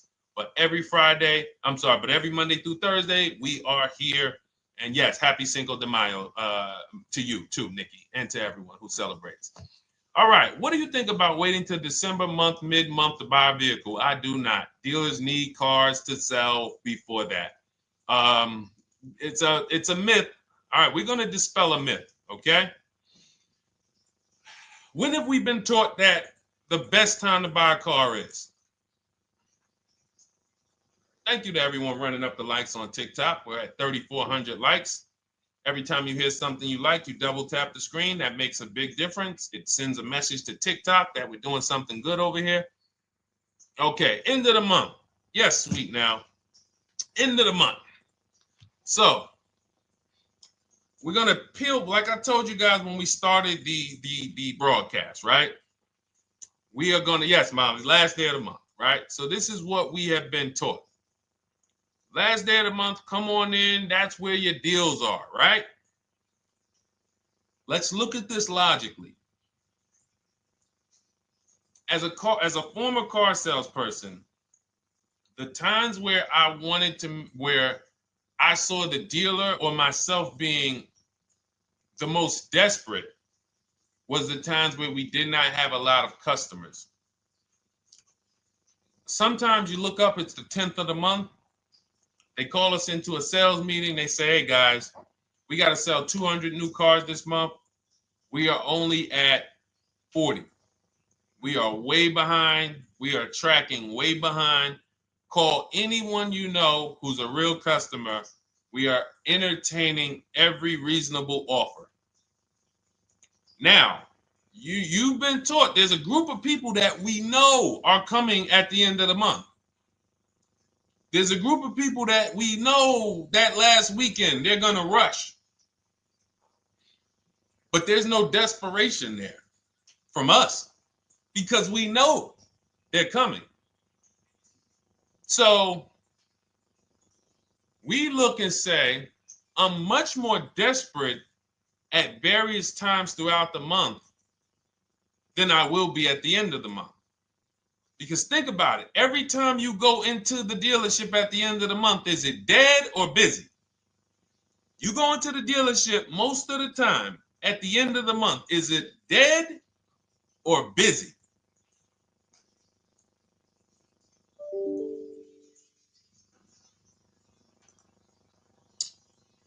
Thank you. It's a zoo. It's a zoo. Customers everywhere. That means all the car salesmen are not worried about making a deal.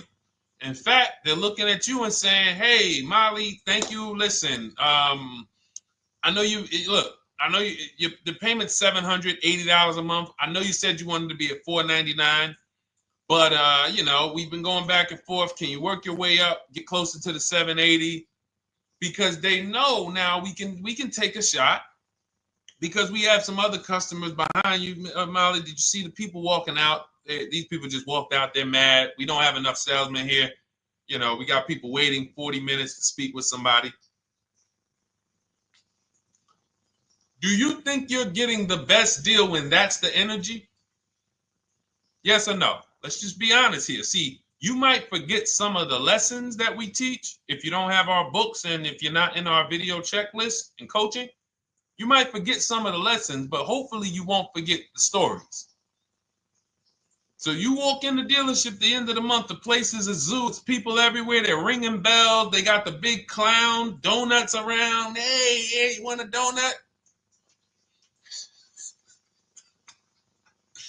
Do we think there's desperation? Thank you, Sheila. Thank you, Molly. There's no desperation here.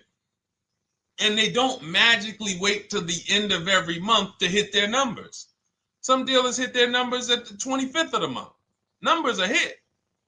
We still got people coming in end of the month. So What we want to do to answer the question is we want to be positioned. What I like you to do, for those of you who are in an emergency situation, you need a car in a week, in 2 weeks, that's fine. Everything we teach can guide you. We've had people who got their cars in 3 days. Like that's not something that is let's see. This is my second go around, much easier, more relaxing experience. Calculator definitely helps. Turned in my CRV, got a 2022 Marcus, some dealers wouldn't do. Somebody, I wanted to read you somebody who got their car in like 3 days, 5 days. That's normal. Again, like I said, we're not taking you to car college here. Like you know, our step-by-step programs can get you to your cars in less than a week, 90 minutes. But you don't want all your car shopping to be emergencies, because here's where you want to be. You want to be able to say no for up to 3 months. Reason is, there's a group of people that walk into the dealerships. They're there right now. They're desperate. They're giving off desperate energy. They can't say no. They back themselves into a corner for whatever reason. If their leases are up, maybe they don't know you can get an extension. If your lease is up this month, you can call. You can get yourself an extension for 1 month. Some leases will be extended up to 3 months, up to 6 months. Those of you who have cars and you're like, Deshone, I'm shopping for a new car, but I don't need it. I just, my car still got some life to it, but, I want to look for something new. This is a position of power to be in. This is where you want to be. You want to be able to say to yourself, all right, let me look at the offers this month in May. All right, I'm going to follow up next month because the offers change. The used car market changes. The lease prices change. The dealer desperation, it changes. I'm not letting tariffs push me into doing something and making a bad deal. I'm not doing it. I'm not worried about tariffs coming, because there's going to be deals no matter what. If the prices of the new cars go up, what happens to the prices of our used cars that we're going to be selling? See, that's how we really won during COVID. Some people who've been with me since 2021, that's how we were winning. My man John Shaw, he was one of the first people. David Isaacs came in, got his BMW. Yes, the lease prices were slightly higher back then. We were still getting under 1.5. We were still getting 1.4. John got a 1.2 on a Jeep Wrangler, but we were selling our old cars for 8, 10, 12 grand more than they would be worth today. So even if the new car market goes up, we know how to maximize the prices of the cars we're getting rid of, and we're going to offset it. So we want to position ourselves to be able to say no. That is the strength. That's the leverage where we can say, you know what? All right, I'm going to follow up next month. Now we're telling the dealers right up front, hey, call me. I'm good between now and June 18th. I'm good between now and July 20th. So now what those dealers say is, okay, this is a serious customer. By the way, we have all this in templates in my book. You fill out the template, you fill in, here's the day you can buy a car. This is your deadline. When we blast it out, these are things you can call dealers and you can tell them, hey, I'm good between now and anytime before the summer. Call me if you get a black one with the red seats and this package in it. If you want to call around, you want to do it that way, you could do that. But what you're letting them know is, call me when you want to make a deal. I can make a deal today. Let me see the numbers today. Great.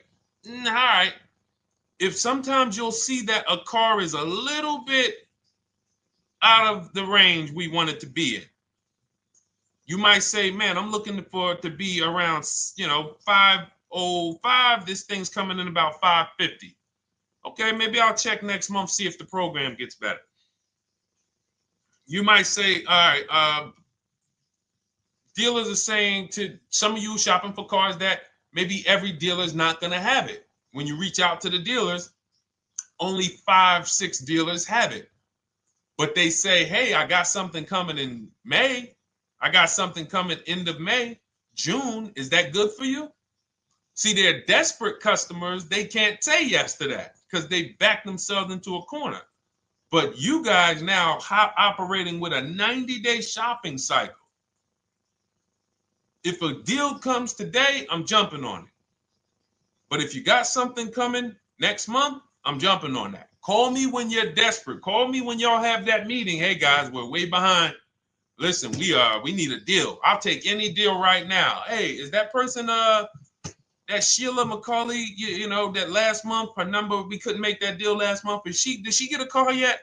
Hey Sheila, did you get a call yet? No, I'm still waiting. Okay, great. We can get to your number now. Perfect. Thank you. Positioned. So we want you to be positioned when you use what we teach, whether it's the Cars from Home digital book, whether it's the Shop with Deshone. For those of you who are like, Deshone, let's do this together. I want the checklist videos. I want coaching. I want to be able to pop into the Facebook group, ask around. We can't give you that for $24. No author can give you the support. I got tons of books. There to Be a Man, In His Steps, Tony Robbins' book. None of these authors can give me support for the price I paid for their book. That just can't happen. But some of you are like, you know what? This is a big investment. I want to make sure I have access to, you know, systems for life. That's the Shop with Deshone done for you video checklist. And then you got coaching direct with me in our Zoom calls every first and third Wednesday. Twice a month we do. And then we got our private Facebook group with 1,600 people. And then some of them are sharp as me. I'm telling you, let's look at, you know, y'all know I brag about Rosalie. If you like Rosalie, if girl got 4 cars in within a year, you know. Her first car was the Infinity. She got her Infinity truck. And I was sharing her a lot last year when she got her Infinity QX60, but she recently shared that she got 3 vehicles. And hold on, where is she at? I just had her up. So this is the people that's in the group. Like, look, 3 vehicles. Big shout out to Deshone the Auto Advisor for making these incredible deals happen. 3 new leases for my sons with only first month's payment down. She got a Nissan Rogue, almost $37,000 vehicle, $399 a month, no money down. Mazda CX-30 Sport, $28,000 vehicle, $28,300, $339 a month. That's a 1.2% lease. And she got a Mazda CX-50 Premium Plus, $40,400 vehicle, $420 a month. 2 1% leases and a 1.2% lease. And the cherry on top, she says, I sold 2 leases. Some of you don't even know you could sell a lease. She said, I sold 2 leases. She had equity. Now, not every lease has equity. But if 8 out of 10 leases don't have equity, then 2 out of 10 do. So if you've just been dropping your leases off at the dealership, hey, here's my old lease. Let me get the new one. Hey, here's my old lease. And you have not assessed the equity. Could there be equity in it? Imagine how much money you've left on the table. Imagine how much, wow, I didn't even know you could sell leases. She sold 2 leases, 2 2021 Elantras, walked away with $6,737 in equity. Deshone, I could not have done this without you. Your program is a game changer. So this is what we want. We want empowered car shoppers. We want people who are not intimidated. I don't care what this market does, whether I need a new car, used car, whether I got bad credit, whether I'm a high mileage driver, it does not matter. We have strategies to make sure you are going to win in this market or any market. Does not matter. Okay? So, for those of you who don't know, the whole show was sponsored by my new digital book. It's called Cars from Home, 7 Steps to Saving Time, Money, and Avoiding Dealerships. It's 5-star rated. Thank you to everyone who's rated it, reviewed it. It has everything we teach in a step-by-step format. It's normally $97, but as part of our welcome offer, you can get yours for $24 in my TikTok bio, in my Instagram bio. Click that website. It's the carsfromhometoolkit.com.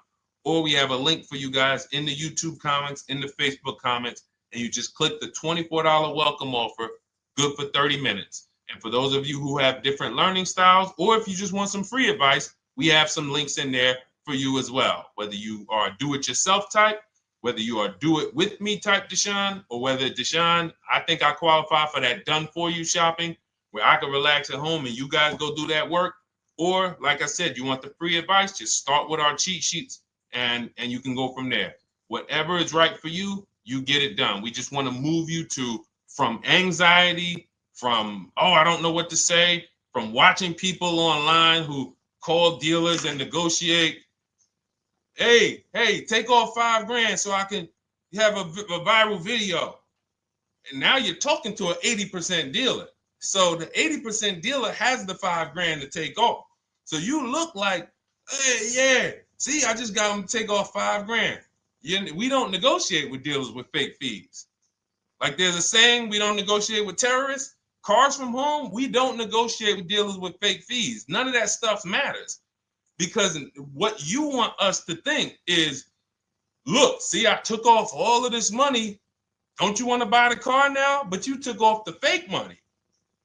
Had we been talking to a 20% dealer, what money are they taking off? The real money. The real money. So if we have 2 dealers, well, let's say 8, because y'all know I use the 80%. So the 80% are over here. The 20% are this small group over here that we got to find.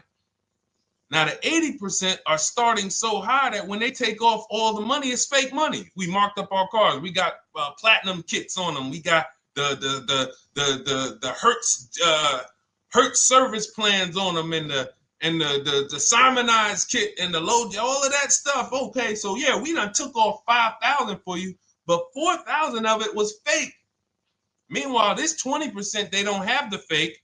So when they take off 4,000, it's real 4,000. And we over here talking to these people. Hey, take off all that fake money. See, guys, you can do this too. So listen, we bidding is the way to go. You cannot negotiate your way to a below market deal, but you can get bids and it will make your life easier. You'll start to enjoy your car shopping.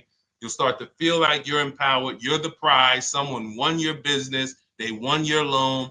They won the opportunity to buy your car.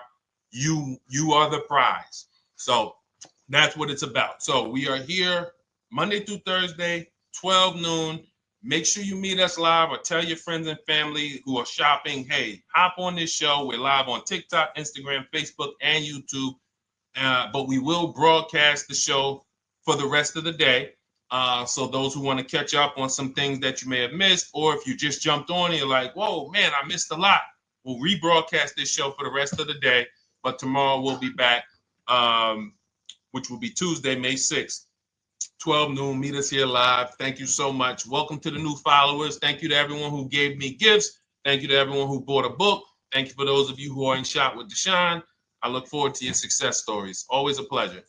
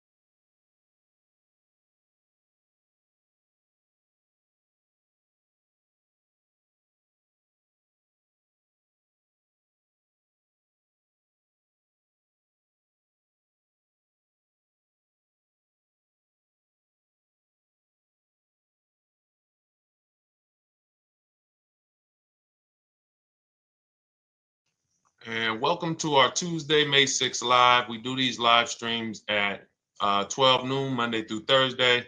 I am your host, Deshone the Auto Advisor. And for those of you who've never met me, I have devoted the last 4 years to teaching people how to get the best deals on cars and to learn all the mistakes that the industry, the car industry, would love for you to continue making, because they make a lot of money when you make mistakes. And so what we do here is we really just do questions and answers. I will teach on various topics that I feel are widely misunderstood, like the subject of leasing. And some of you who are new here, if you've never been here before, could you type a 1 in the chat if this is your first time on a stream? We do these streams about 60 to 90 minutes. And if you're going to get the most out of them, we just ask that you lock in, that you focus, because we will be talking about $1,000 mistakes. Nothing here that we'll be talking about over the next 60 to 90 minutes is hundreds of dollars.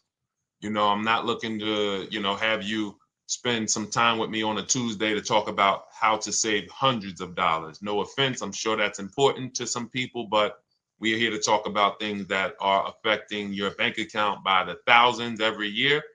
And so if you got some time, I would love for you to hit the like button, like wherever you are, and let's just tap in. You can start to type your questions. This whole stream is sponsored by my new digital book. It's called Cars from Home, 7 Steps to Saving Time, Money, and Avoiding Dealerships. It's a digital book. It's 5-star rated. Thank you to everyone who's rated the book and reviewed it.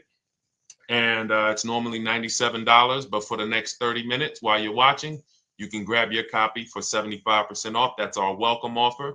We always like to reward people for taking action. So you can get your copy for $24 instead of $97. And you can just head to my TikTok bio. You won't leave the show, my Instagram bio, the Facebook comments, or the YouTube comments, and use that link to get your welcome offer, and you'll have everything we teach. So as we go through this for the next 60 to 90 minutes, if you're like, whoa, Deshone, this is a lot. Wow, this is a lot. You can grab the book and make sure you have everything that I teach and everything in a step-by-step format. Okay? So I have my man Dolan moderating. Good afternoon. Thank you, Johnny Miller. Good to see you, Lil G. Again, guys, we are live. This is our Tuesday, May 6th live. We're live every Monday through Thursday at 12 noon. But we do rebroadcast these throughout the day. For those who cannot make them, you can watch the rebroadcast, or if you got to go back to work, we'll be rebroadcasting it for the rest of the day until our show tomorrow. All right, so let's start with the questions. You can feel free to get into it. Okay, do you have to get the extended warranty? This is a great question. This is car specific. A Honda, Acura, Toyota, in most cases, have always had low cost of maintenance and their parts are inexpensive. When you're buying an extended warranty or you're considering it, it is a risk product. It's an insurance plan. So that means you can pay for something and not use it, just like car insurance. You don't necessarily use your insurance until you have an accident. Same thing with an extended warranty. It's an insurance policy.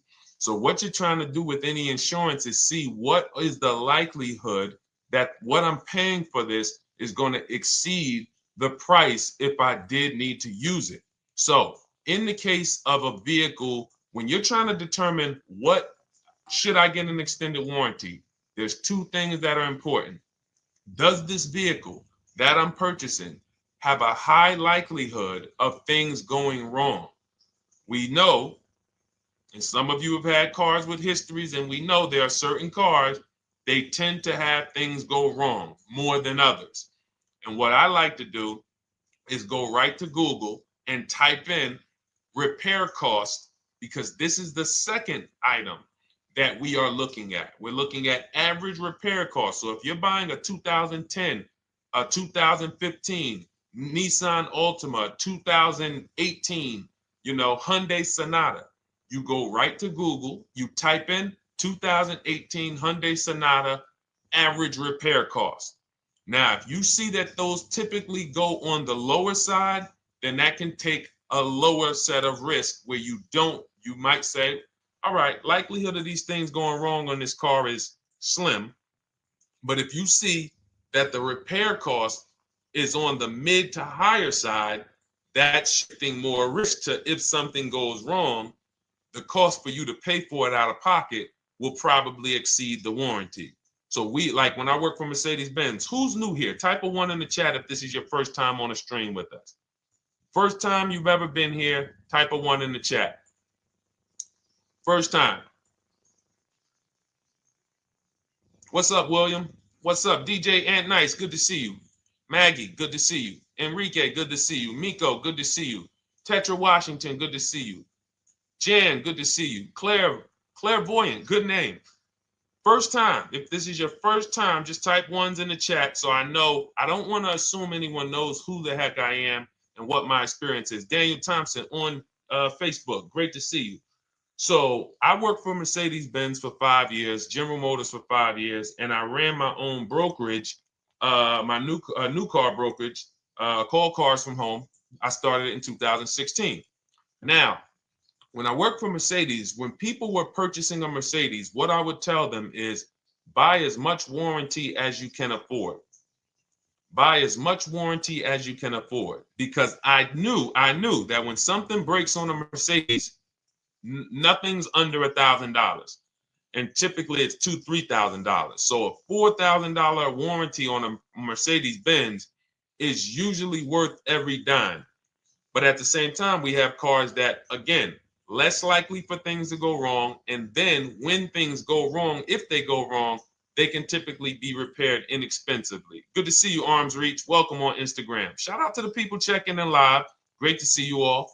So that's how you're measuring extended warranties. You don't want to get an extended warranty on a vehicle that has a low cost of repair and a low likelihood of things going wrong. You can then take your money, put a little bit to the side, have a little emergency fund, that same $3,500 that you would have put into the warranty, or $2,500, you put that to the side over the course of a year, 2 years, put $100 a month to the side, and then have that be your cushion just in case things go wrong. It's better for you to have that money in your bank account, and if things go wrong, you take it to your mechanic. You must have a local mechanic. You guys know I swear by local mechanics on cars that don't have warranties. Even if you have a Mercedes-Benz, a BMW, an Audi, something that is typically harder to work on and takes more of a specialized engineer, there are still plenty of places that have those. I mean, there's shops where they used to be Mercedes-Benz techs. Now they have their own shops.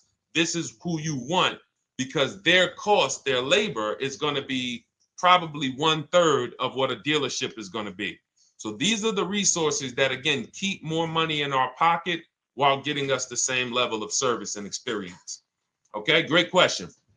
Welcome, Uncle Nene. Good to see you. Uncle Nene. All right, listen.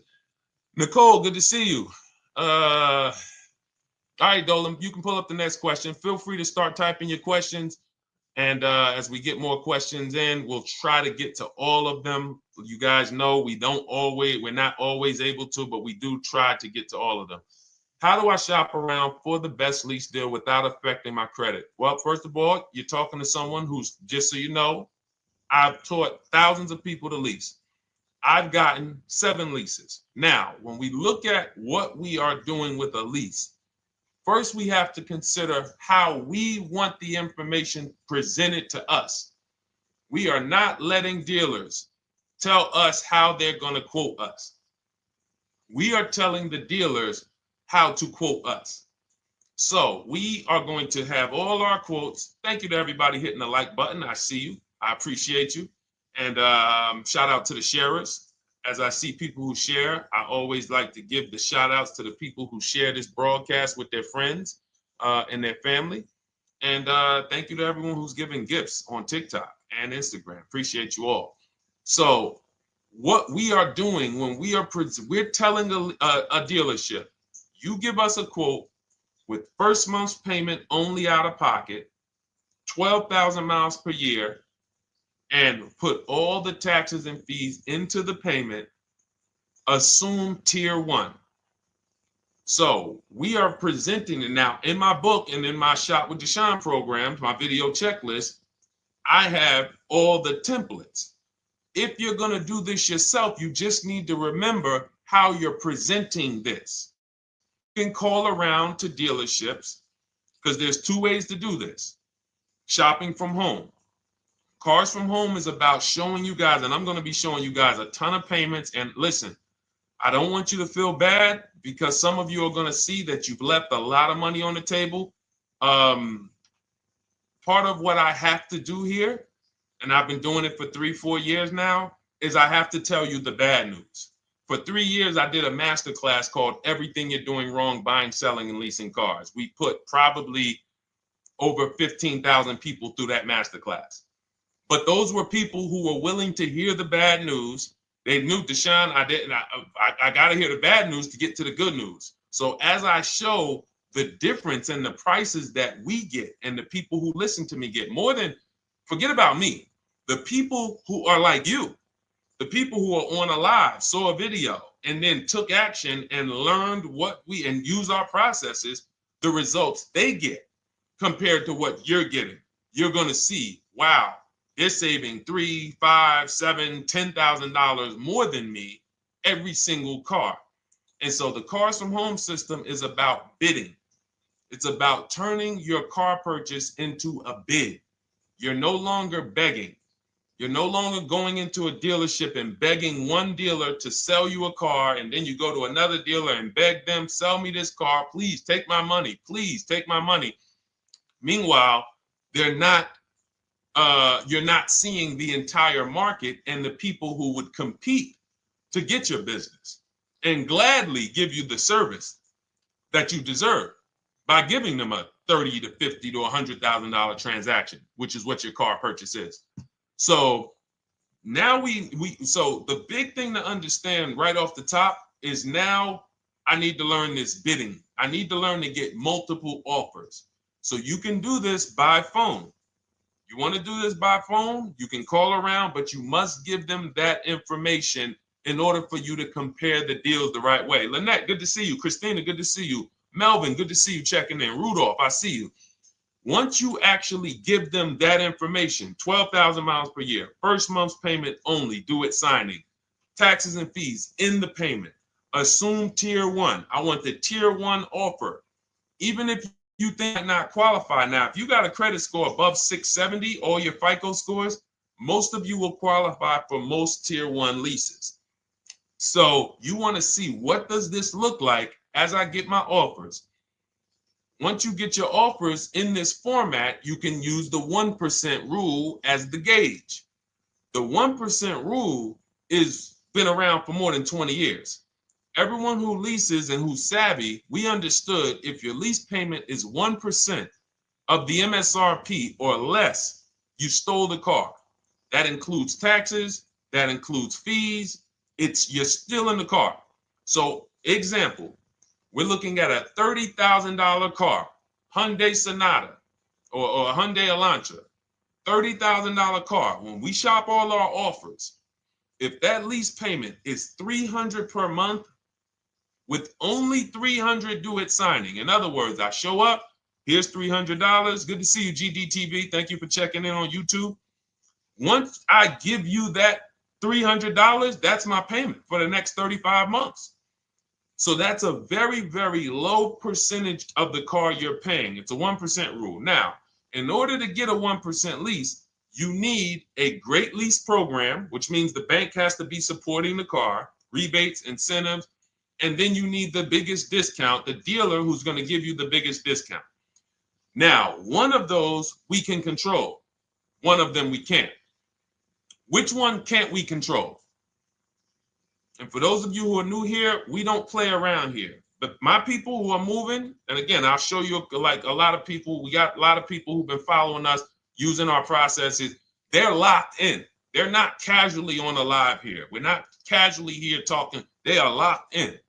Like, boom, okay, I hear you. They're answering, they're typing, they're not, vacuuming in the kitchen and trying to hear. You can't do. We're talking about your second most expensive purchase of your life. It's going to be, you got to lock in.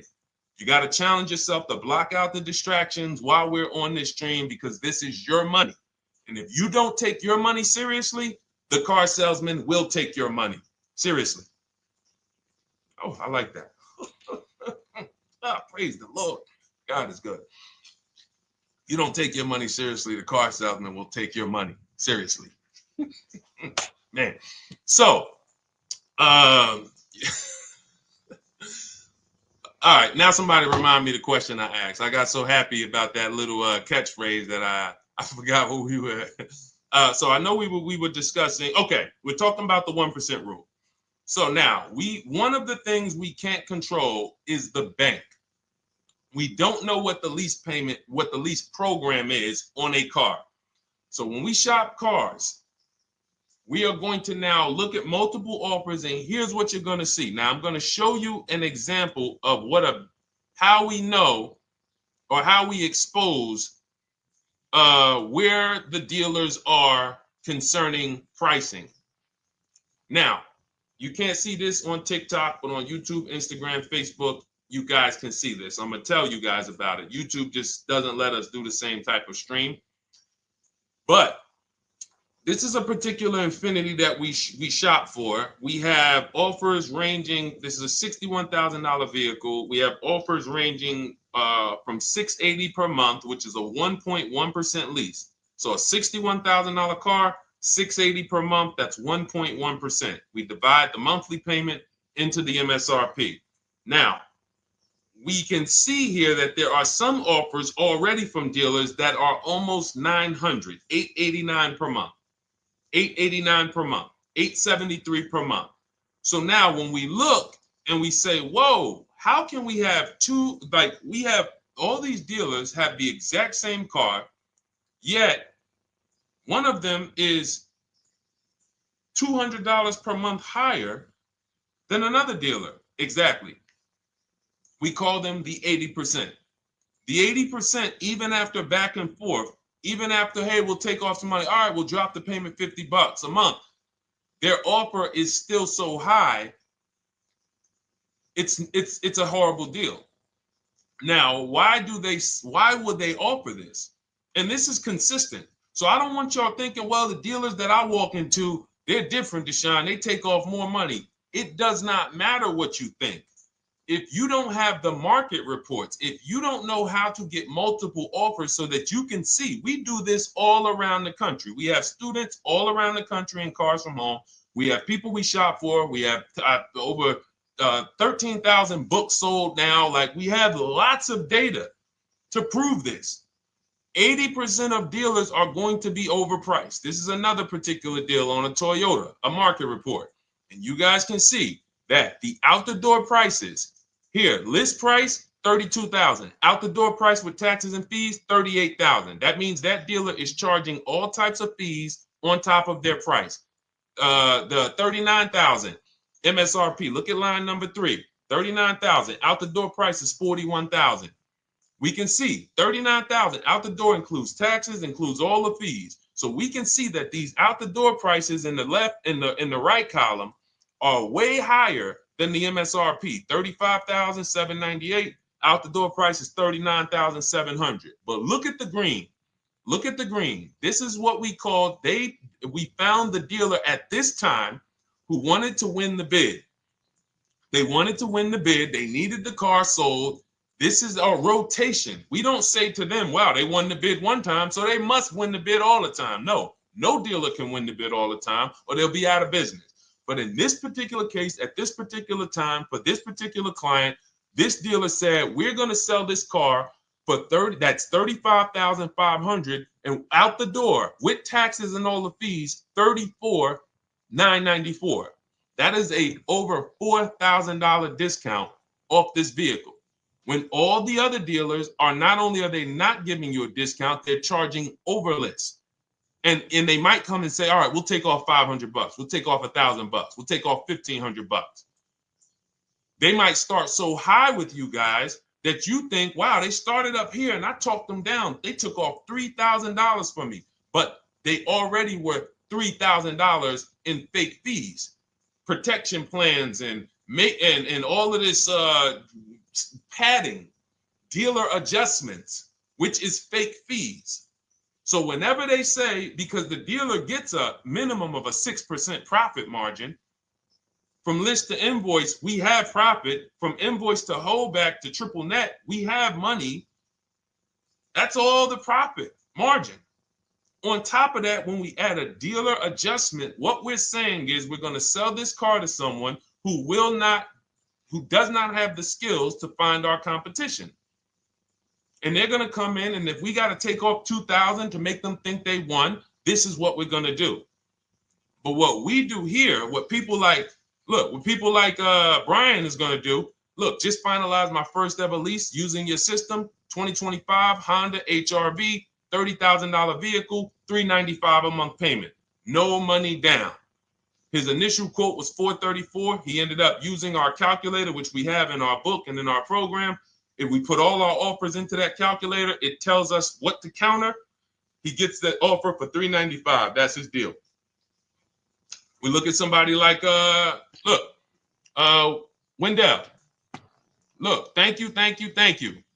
It's the least I can say for your book, Cars from Home. We're still in the middle of the process. Just sold our car today, like 10 minutes ago, for 30% above value. Why? Because he got bids. Look, using the insights from your book. I've read the book multiple times and told many people about it because it's that good. It's so intuitive and insightful. We'll be moving to the next step soon, and I'll write again. So now you heard him say we're moving to the next step soon. Step 2 in my book is the equity assessment. That's when we get bids for the car we have. We get bids. You're going to go to, listen, you should never be trading your cars in. Let me ask you all a question. Do we get the most money for you name me one thing that we get the most money for that thing trading it. Name me one thing. If I had this iPhone, do I get more money trading that iPhone in for another phone, or do I get more money listing it online and selling it to whoever will pay the most? Trading or selling? Let's go. Who's locked in? Tax advantages are very small. I understand you, Ronald, but the tax advantages, we have people that are selling their cars to cash buyers for $3 to $5 grand more than what they can get on trade. A tax value, a tax advantage for the difference is not, it's minimal. Exactly. Thank you, King Carter. You listed. So the money is in the bids and the competition. So going back to this person who asked the question, how do I get the best deal on a lease? It's going to be through multiple offers. That's my 2 favorite words. I would wear them on a shirt if I didn't wear unlearn, relearn. Because more than multiple offers, I need you to unlearn. Because the people who come with bad information from years, Deshone, this is not how my uncle taught me to buy cars. Deshone, this is not how I ever heard about getting cars. I was always taught just go in and just don't tell them about your trade and then ask to see the invoice and all of this stuff. That's what I was taught. Yeah, but you're not going to get the prices we're getting until you unlearn all of that bad information. Bidding is how we buy everything. When we go into the supermarket to get spaghetti sauce, all of those companies are bidding. They're bidding. Hey, listen, we'll sell you this for $3.99. Hey, we'll sell you this for $5.29. But we got a better product. We got quality. Look at us. Look, it's all bids. Everyone who wants to sell us something is competing, except car dealers. Y'all notice that? So the mindset that y'all got to have if y'all want to really win and save all of this money and get these huge discounts is I'm going to start purchasing and leasing cars like I buy other things. It's going to be a competition. And I promise you, your whole life is going to change. Your entire car buying experience will change forever. You will be sitting here just like my man Ken, graduated, $585 a month payment, no money down on his Nissan Murano Platinum, $50,000 vehicle. He's paying $585, no money down. $50,000 vehicle. How much would a $50,000 vehicle cost us on a loan if he purchased it? How much would a $50,000? Some of you know every $5,000 is how much per month. Let me see who's locked in. Who's locked in? Every $5,000 is how much per month on a loan. I see you, Daniel Thompson. Check in. Good to see you, Dane. Thank you for breaking it down with complete truth. Keeping eyes wide open to know what to exactly expect. There you go, Dane. Welcome. Glad to have you here. We do not play around when it comes to this. All I want you doing is winning with cars, in love with your deals every time you get a car. All right, nobody knows the 5,000. How much is every $5,000 on a car payment? Come on, y'all. These are principles we've been teaching. Thank you, Daniel. $100. Thank you. $100. So we always want to default to a 5-year loan. I'm going to tell you why. when you default to a 5-year loan, you're in a safe position. Now, defaulting to a 5-year loan means when I look at a $20,000 car, I'm thinking $400 per month. 5-year loan, every $5,000 is $100 per month. If worst case scenario, I'm trying to get a little bit more car, then I'll go to a 6-year loan, but that's the max. I'm not going past a 6-year loan on a car. That's like going to a 40-year mortgage on a house. They're available. It's not a good idea. So when we look at these, you say to yourself, wow, a $50,000 car, that should cost him, if he did no, remember, this is a no money down deal. We're just looking at how much money we're putting in these cars.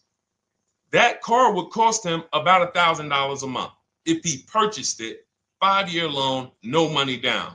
Which is why when people purchase their cars, what do they typically do? Come up with a ton of money, 10 grand, 15 grand, 20 grand, because they're going to pay into that car to try to lower that payment, because that payment. But some of us who don't have the down payment, we're financing most or all of the car. But here's the thing. I don't want you to feel bad if you're one of those people who's like, Deshone, I really don't be having those down payments of 10 grand, 15 grand, but I want to drive something quality. Exactly, I hear you. Here's the bad part about the people who are putting 15 grand down on their cars, but they're breaking the 8-year rule. This is what we call in Cars from Home and everything I teach, the most important question is how many years are you going to keep this next car? If it's not 8, then we don't purchase those cars, because here's what happens with people who go into their bank account, slap $15,000 down in a car, and don't keep the cars 8 years. And if anybody's willing to be honest, they will confirm this right here on the stream. When they go to replace that car in 3 years or 4 years, they literally have a little bit of equity. Maybe they're just breaking even. They're not getting that 15 grand back. It's gone. It's gone. Anyone who puts 10 grand down on a car and then comes back in 3 years, 4 years, all right, I had the car 4 years, 5, listen, I'm going to switch this thing up. They still have a payment. They are barely breaking even. Meanwhile, their payment was 400 or 500, almost double what it would have been if they leased a car, got a below market lease, and they drove a car, no warranty after 3 years, they're driving an inferior product. So if it sounds like I'm here to destroy people from purchasing who are not keeping their cars long term, that is the goal. Because as long as you are buying cars that you're not keeping 8 years and you buy them, you turn around and you replace them, you are going to continue to spend way more money than people getting below market leases like Ken and like a lot of other people I'm going to show you on the stream. Lots of other people. Look, dealer American Senior Benefits Plan. He's enrolled with us under his company name. Dealer MSRP on this car was $36,300. 2025 Kia Sport X line. MSR, boom, boom, 561. Monthly payment is $400. Use the system back and forth. Got $400 a month on a 2025 $36,000 car. Once we put our taxes and fees in that would be a $700+ payment. $700 payment. He's paying $400. And y'all wonder why people are losing cars. $300 more per month to drive the same car? It's ridiculous. Imagine somebody like you, when you learn, now you're pulling up. I'm going to tell y'all one more story, and then we'll go into some more questions, because you might not remember what I'm saying. So those of you who have the book, you got this for the rest of your life. But you will remember, hopefully, a story. I'll tell you about my neighbor. So my neighbor finds out that I'm into this car business and that I educate. And he said, hey, Deshone, I was watching some of your videos and I come across this 8-year rule that you teach. And his wife had actually had a Kia Telluride. Popular vehicles, probably been one of the most popular SUVs, that the Palisade, since 2007, 2019. Super popular vehicles. People were charging $5,000 over sticker for them during the pandemic. People were paying it. We were getting them at discounts. Now, his wife totals the truck. She has an accident, totals the truck. She's fine. Truck is totaled. He was financing it. He said, Deshone, I see this 8-year rule thing, man, and I don't keep my cars 8 years. I said, okay. He said, so I'm thinking I should, like, you're saying I should be shopping for a lease on my next one. I said, exactly. I said, make sure you get multiple offers, because if you just walk in and say, hey, work me up a lease, they'll give you the same payment you had on the purchase. And then they'll tell you something ridiculous that they want you to believe, like, hey, the lease is the same price as the purchase, so you might as well just purchase it. And people believe this stuff. Now, I said, you get multiple offers, stay at home. He calls me, he says, Deshone, I got the new version of the Telluride, new. I'm paying $479 a month. He's $497, and then he said, I think he put down like $1,000, bring it down to $479. $497. He was just paying $800. Do you think anyone can tell him anything about leasing? He's pulling up in the same exact truck. In fact, the newer version. He knows he wasn't going to keep the car long term anyway. He's not going to pay it off and then keep the car and have a paid off Kia Telluride for 10 years. That's not what he does. He keeps them 3 years, 5 years, 7 years, and then he replaces them. So why is he paying $800 a month for years, no warranty, when he could be driving brand new ones for $497 a month, problem free? But as I said, some people are determined to pay more. But the people who, once you get this leasing thing, if you're not keeping your cars, it will change your life. Now, again, I got a car I'm purchasing, we're keeping it. Anything you are buying, keeping 8 years, forget about leasing. It shouldn't be a thing. Who keeps their cars more than 8 years? Let us know. You're an 8+ year person, let us know. In fact, I don't even want to ask, who has a car right now that they've had more than 8 years?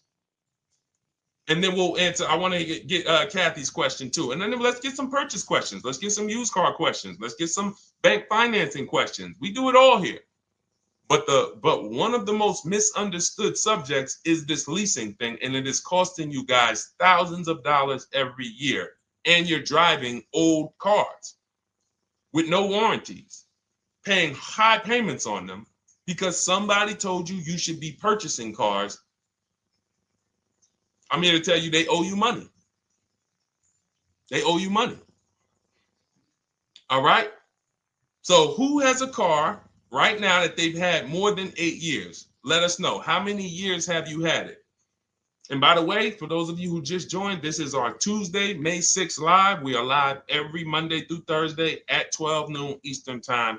So for those of you who are here catching us live, that's when we're live. We will rebroadcast this and replay this show throughout the rest of the day for those who could not catch it, or if you had to jump off, go back to work. You're like, oh, I got to go back to work. You can catch it on the replay throughout the day. But we are live Monday through Thursday at 12 noon. So welcome to the people who are here. EJ, driving a lot of miles does not matter. Let me break this down for you. So right now, let's go to somebody who else has a lease. Let's look at, because who's heard with leasing you can't drive too many miles? Who's heard that, right? Type me if you've heard that. Let's go. Type me if you heard that. Come on, where's the locked in people at? I see Kathy, I see EJ, I see DJ Ant Nice, I see XP. All right, I see Mr. Slim. Welcome to the community. I see Rhonda. All right, where are the locked in people? Instagram, where we at? Locked in. All right, dang, I see you. Jamel. All right, perfect. So, Sherry, I see you. Sherry Baker on TikTok. So you've heard, oh, you can't drive a lot of miles with a lease. Let's be clear here. You choose the mileage on your lease. It's not selected for you. In fact, the only time it is selected for you is if you don't realize you choose it. That's the only time they're going to choose your mileage for you. If you go in and you do something like, hey, work me up a lease deal, they're probably going to work you up a 10,000 mile a year lease deal. And they're probably going to say, hey, you need $3,000 down, and this is going to be your payment. And next thing you know, it's a high lease, and it's just terrible. Happens all the time. We tell people how to quote us. First payment due at signing, taxes and fees in the payment. So now let's look at a lease, and let me show you what it would look like. So this is Val Boss Lady.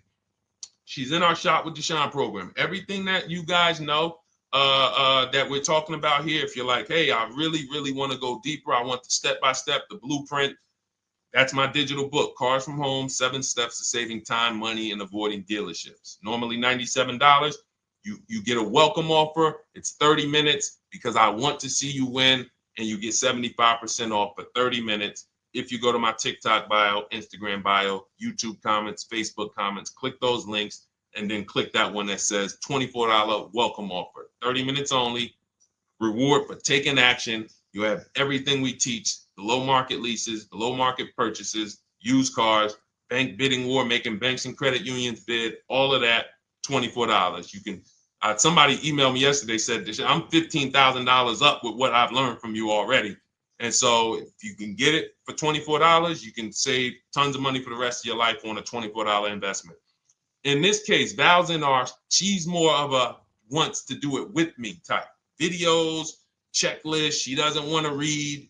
That's our Shop with Deshone, do it with me program. I coach people. And so she gets a deal on this particular car. Same information, by the way. Not better information here than the book. It's just different learning styles. So she gets a $51,000 electric vehicle, 2025, beautiful vehicle. She's paying 1.16. So her payment on this car, on this $51,000 car, let's continue to make sure we understand the price of these cars. $51,000 car, her payment is $591. No money down. Now, some of you might say, wow, if I got $591, I'd probably put like $3,000 down, bring it down to $499. You could do that. That's how we can do. We can do that because she already got an incredible deal. Then we're just determining how we want to structure our payment. And thank you for everybody sending me gifts. I appreciate you. Thank you for all the badges. I don't take it for granted. And thank you for everyone who's hit the like button. Those of you who are double tapping the screen. Every time you hit something on TikTok, you like it, you double tap the screen, you keep running those likes up. We appreciate you. It does matter. It helps spread the word. So let's say Val wanted, she's a high mileage driver like EJ. Let's say, EJ, how many miles per year do you drive? 20,000, 25,000? Let us know. I'm gonna show you why. In my book, I have 2 strategies for high mileage drivers. I'll tell it to you guys right now. How many miles a year do you drive, EJ? 25,000, 20,000? Those are both high. Let us know. Or if anybody, else, because, anybody else who's a high mileage driver, let us know. How many miles? 26. All right. Thank you, EJ. So let's just round that to 25 for now. Let's just round that to 25. So let's say instead of her $591 payment for a $51,000 car, now you could shop for a $30,000 car and you can have a 1% payment. If it was, a similar deal, you'd be paying $300 a month. In her case, she has a $51,000 car. She probably wanted a nice SUV that looks beautiful, that some other people are paying $1,000 a month for. She's paying $591.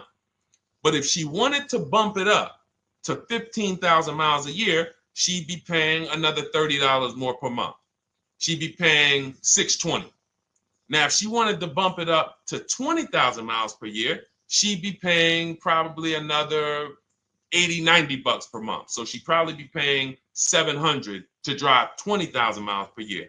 Now, let me tell you guys, because some of you guys who are like, yo, man, those payments are high. We're talking about $50,000 cars here. So if you were shopping for a $30,000 car or $35,000 car, naturally, if we took the same exact numbers, let's take a $35,000 car, 1.16 lease. That's a 406 payment, probably $399.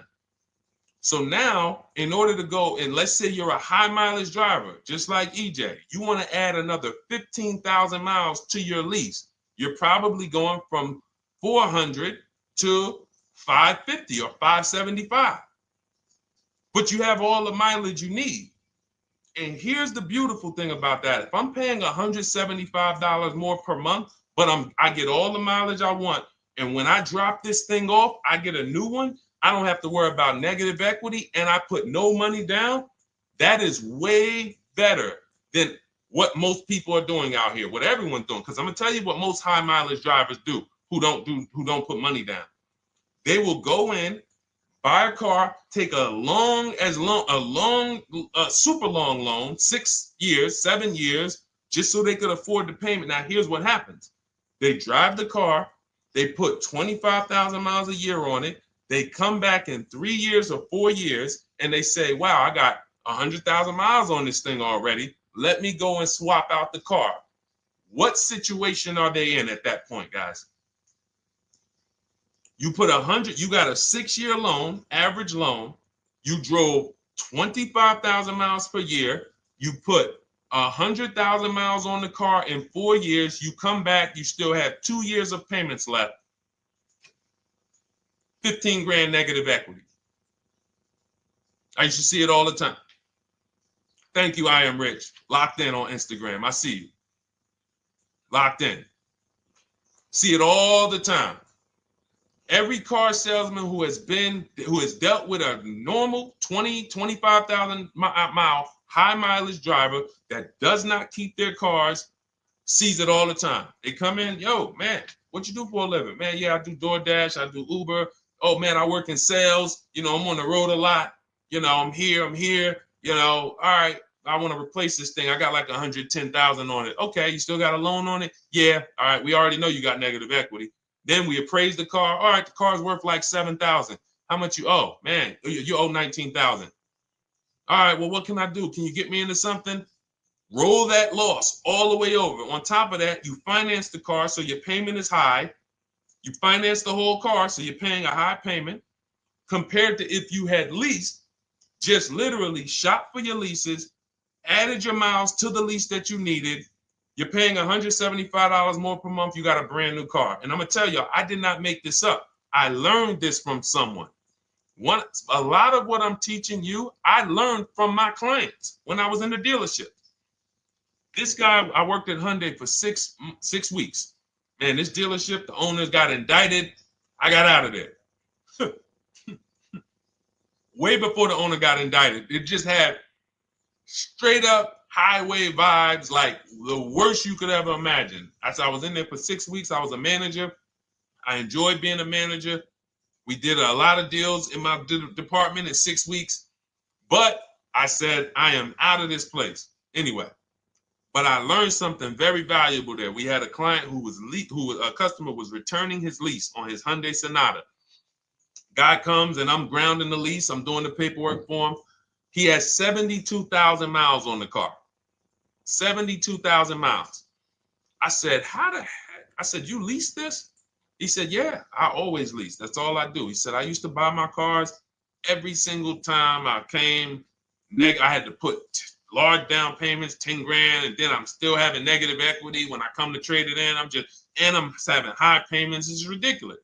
I looked at his payment, and let's say the average payment for a good deal on a Sonata at that time was $300, $325, whatever it was. He was only paying like $550.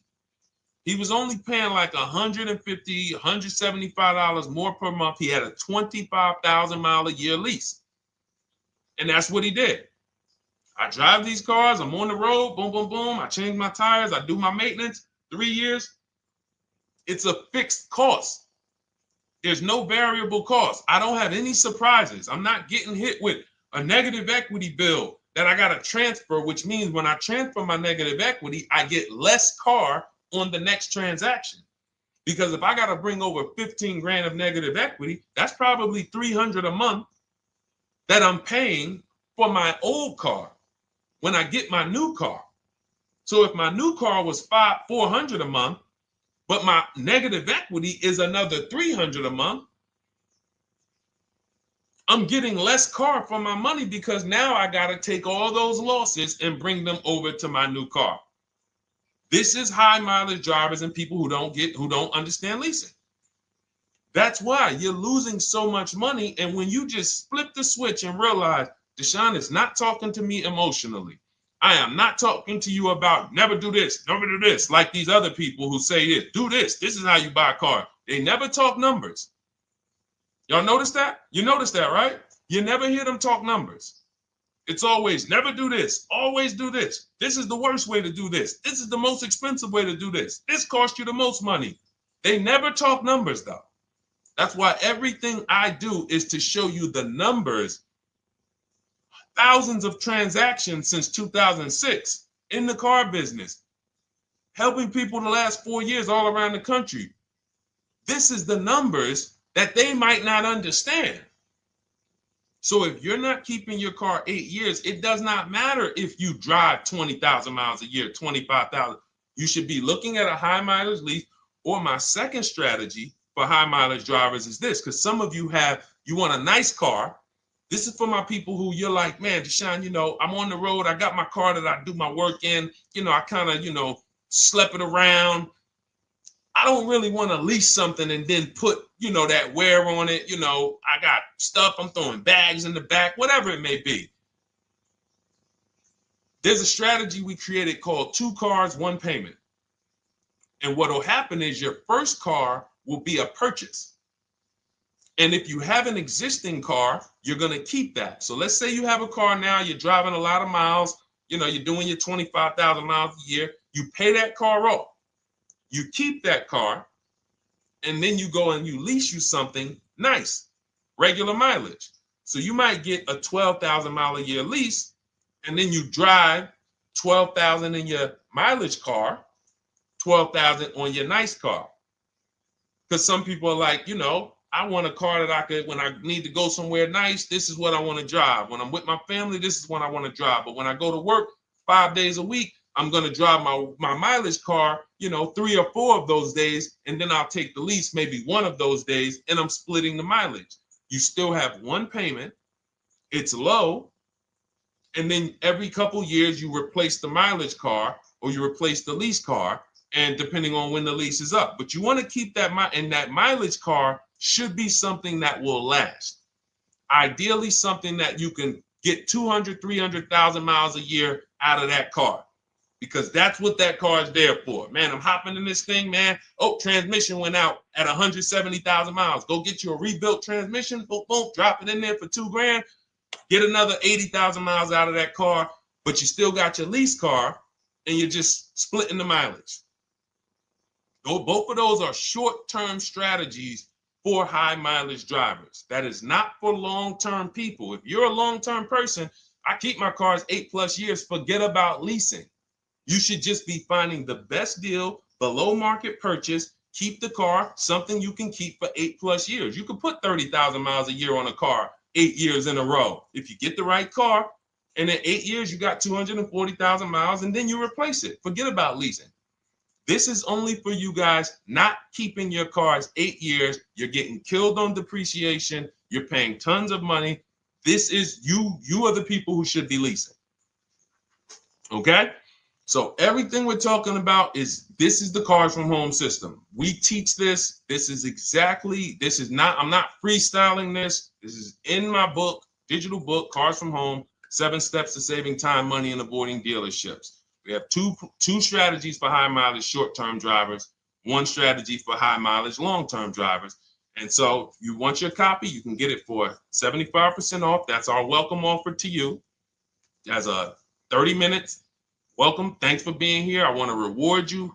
If you want everything we teach in a step-by-step way, go grab your digital copy. It's in my TikTok bio. It's in my Instagram bio. Click those links. We also got a link in the YouTube comments and the Facebook comments. Grab your copy. And make sure as soon as you purchase, screenshot the thank you page. You're going to see thank you for your purchase. screenshot this page because it has my support team's email on there. And then there's a link for you to open the book right there. You can save it right to your computer or right to your phone. Okay. But and we also have a special for those of you who are like Deshone. What about that, video checklist and coaching program? That's lifetime access to my video checklist. You're like, maybe Deshone, I don't really read. I like step-by-step videos. And also, I want to be in your Facebook group. We have 1,600 people before you that are in that group. 2,300 people that are shopping with us that have a lifetime access to our video checklist. We have a $200 special for that welcome offer. And so I'm always about rewarding people for taking action with a special offer. It's limited time though. And so get in where you fit in. All right, let's keep it going. Thank you, Corey. Said amazing knowledge. Thank you. And I'm glad I saw somebody said that's a great idea with the 2 cars. Thank you. It's a great idea. All right. You've convinced me to lease my next vehicle. Awesome. Awesome. Does your service shop for lease terms on the car? Absolutely. If you qualify for done for you, that means you just want to relax. That means we only shop for new cars and leases for people, new purchases and leases. And you have to have a FICO score over 670. But yes, here is a market report that we prepared for a client. Let me put on Do Not Disturb. Here's a market report we prepared for a client. Okay, so I showed you that that's an affinity. We didn't even finish that. We had just started for this client. But this is, do I have one here? No. Do I have a lease market report here? Yeah, right here.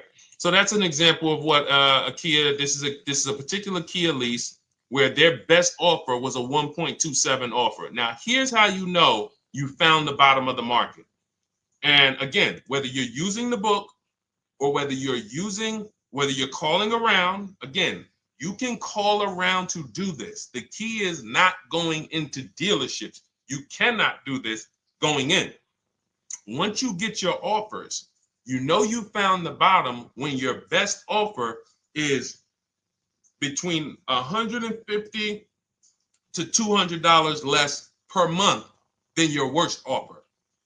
And if you're purchasing, you should see a spread of between $3,000 and $5,000 minimum between your best offer and your worst offer. That's when you know you've shopped correctly. Because until you find the 80% dealers, you have not shopped correctly. If you're like Deshone, these prices still seem close. You have not found, you're talking to the 80%. You haven't found the 20% yet. Because the 20% is going to be that $3,000 to $5,000 less than the 80%. That is just the numbers. That's the way it works. So yes, so when some cars you're going to see that the lease program won't allow for a 1.1% lease. The best offer, like, we've shopped Hyundai Palisades for years. And I got my dad one back in November. And his best offer is like around 1.3, 1.28. That's the best I've ever seen on a Palisade. I've never seen a 1.1 on a Palisade. I've had people in our Charles. Some of you know I posted pictures of him when he got his Palisade last year. We clear out the old pictures because we got a bunch of new people with 2025. So we're not going to sit here and talk about 2024s anymore. We got Ken, we got Melissa, we got Sheree, we got a bunch of new people, just Ralph. We're not going to, but I do remember posting Charles who got his Palisade and he's like, he shopped, used the system, got his multiple offers. Best deal was 1.3. So that's where it comes in at because of the lease program. That dealer is already taken off to win the bid, probably taking off $5-6 grand. But if they don't have more rebates and more incentives and a better, then it's not going to lead to a 1% lease. So the 1% leases come from major incentives. Maybe sometimes they have too many of the vehicles. They want to move them. Lots of bank support. But what I tell you is you should be looking for between 1.25 and 1.5. That's how you should budget for a lease, between 1.25 and 1.5. That's a great deal. And if it has a really aggressive lease program, once you get your bids, you're going to see it fall under the 1.25. You see it fall into 1.1, 1.2. but we don't know what the lease program will be until after we shop for that vehicle. Okay? So yes, absolutely. It's an empowering way to shop. It's also fun because you can see, man, I'm not begging anymore. Like these people are like, please do business with me. Please do business with me. You know, and then you start to feel bad for everybody who's still in those dealerships doing it the old way because you know they're talking to the 80%. There's no way they can win. They don't even know there is an 80% to realize that's who they're talking to. So when the dealer says, all right, I'll take off $4,000, they're like, ow, I won. Man, the dealer took off $4,000. But if they saw the whole market, they would understand that that dealer actually is overpriced by $7,000, $10,000. So taking off the $4,000 means nothing. It's just sad. It's a sad thing. And that's why I spend my time trying to convert you guys from negotiating one-to-one to getting multiple offers so that you can see for yourself. All right. Thank you, Julie, name Richardson. Thank you for sharing. XP got the number 2 gifted badge. Forgive me because I don't really know what that means, but I just know that's what it's saying. So I appreciate it. Thank you, Corey22. Sherry Baker, thank you so much. Number 1 gifted badge. All right, let's go to some more questions. We got some more questions. Dolan, I'm sure you got a lot of them. And what I'm going to do for the rest of the broadcast is just try to do rapid fire questions and answers. Okay. And if you guys want me to go deeper on any particular subject, then just feel free to say, hey, could you go deeper on that? How do you get a car loan with bad credit? Well, we have a resource. It's not our company. We have nothing to do with them. But we always try to stay up to speed on who's financing people with bad credit, because the goal is you don't want a dealer controlling your financing. Somebody just came up to me. He's a neighbor. He's like, aren't you in the car business? I said, well, yes and no. He's like, well, listen, I got a connected Acura. Anybody you send me, they get anybody approved, I'll give you $1,000. I said, okay, cool. Thanks for the information. For them to give me $1,000 just for sending the customer, and he's also a middleman, he's not a salesman, how much money are they making on the customers?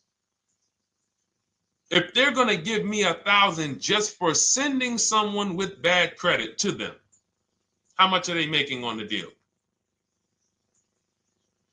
Arms Reach, congratulations. Just got my book. You use it when, please send me your email testimonial. Well, as you use it, just as you do your equity assessment, everything, email me. Congratulations. How much are they making? We can imagine, right? If they're giving me $1,000 just for bringing them the customer. So this is what happens when you let the dealership control the loan. Because why do we separate? All right, I'm going to break something down I call the 3 pillars of great car deals. Three pillars. You can't get a great car deal without maximizing each pillar. And some of y'all that have been with us for 3 years, y'all already know the 3 pillars. First, who you buy your car from. Second, who you get your loan from. Third, who you sell your old car to. That's 3 separate transactions. The car business has trained you guys to give them all 3. All 3. The car business has trained you guys to give them 3 transactions. Anytime you purchase the car, who's done this? Be honest. Purchased the car from a dealership, sold them your old car, in which case you call it a trade, and they got you your loan. Who's done this? 3 transactions in one. Why do we know these are 3 transactions? One, there's competition. People want to buy your car. It's okay, Corey. That's that. Thank you for being honest. That's how we change. The reason why we know that these are 3 transactions, because there's people who want to compete in every one of them. There are people who want to buy your car. That's why step 2 in our book, we never trade. We get offers from CarMax, Driveway, Carvana, AutoNation, Car Gurus, Kelly's Blue Book Instant Cash Offer. It's a bid. We just had someone sell their lease. Miss Hickman, she sold her lease, made $4,700 selling her lease. CarMax won the bid. Drove the car for 3 years, had equity. She dropped her lease off. They gave her $4,700. Won the bid. That's one pillar. Second, who I'm going to get my loan from if I'm getting a loan. Those of you who are paying cash or leasing, this is not a pillar. But we need to bid out our loan.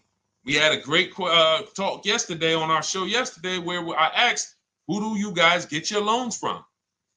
Most people said the bank, the credit union, the dealership. One person said the right answer, whoever gives me the best APR. That's the right answer. And then we have who we buy our car from. There's banks and credit unions that want to compete for our loan. There's multiple dealers who want to compete to sell us a car. So we can't get a great deal until we have bid out each pillar. And that's why when we have bad credit, if we let the dealer now control, this dealer has a car. We didn't bid out that car to find out, is it a great price? Now they're also giving me the loan and they're charging me 25%. We didn't bid that out to see, is that the best loan I could get, even with my bad credit? Is that the best loan I can get? So the key, what you want to do first if you have bad credit is I'm online looking for anyone who will finance me with bad credit separate from the dealer. I'm not going to Carvana.com and saying, hey, you can get a car with us you can get a loan with us as long as you buy a car from us. You're mixing the transactions. You're taking away my ability to get bids. I'm finding someone you should check out. There's a resource. Oh my goodness, what's the name of the company? It's in my book, but I want to give it to you. Goodness, it's slipping my mind right now. Send me an email or a DM. Because here's the thing, if you use just that part and get the loan funded, but you don't know how to bid out everything else and structure your transactions, and are you keeping the car 8 years? Because if you're not keeping the car 8 years and you're like, Deshone, I hear you talking about leasing, I'm not keeping my car 8 years, but my credit's not good. The only purpose, if you telling me that I could be driving brand new cars for cents on the dollar, but I don't qualify right now, this car that I'm going to get is to set me up. So I'm not going to get a $30,000 car. I'm going to get me a $12,000 car, $10,000 car, the cheapest car I can get a loan on so I can establish a payment history. And once I establish a 2-year payment history, yeah, I'm going to drive a car less than what I could drive. I got the money. I could afford more than this. But you're not setting yourself up for the right transaction.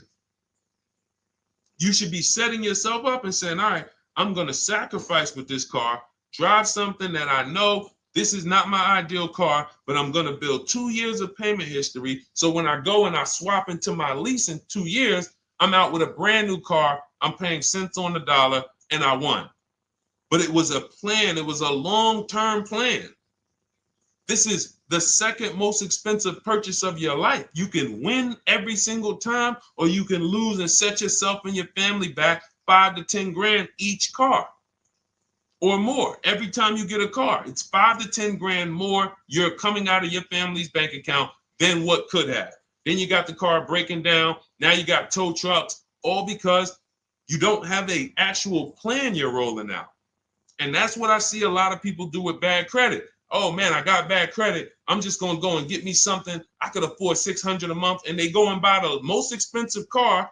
But because 25% interest is on the loan, they're not getting the most car for their money. Now, 3 years down the road, they're going to pay the high payment, still have negative equity because the interest is so high. And then they go and swap and do it again.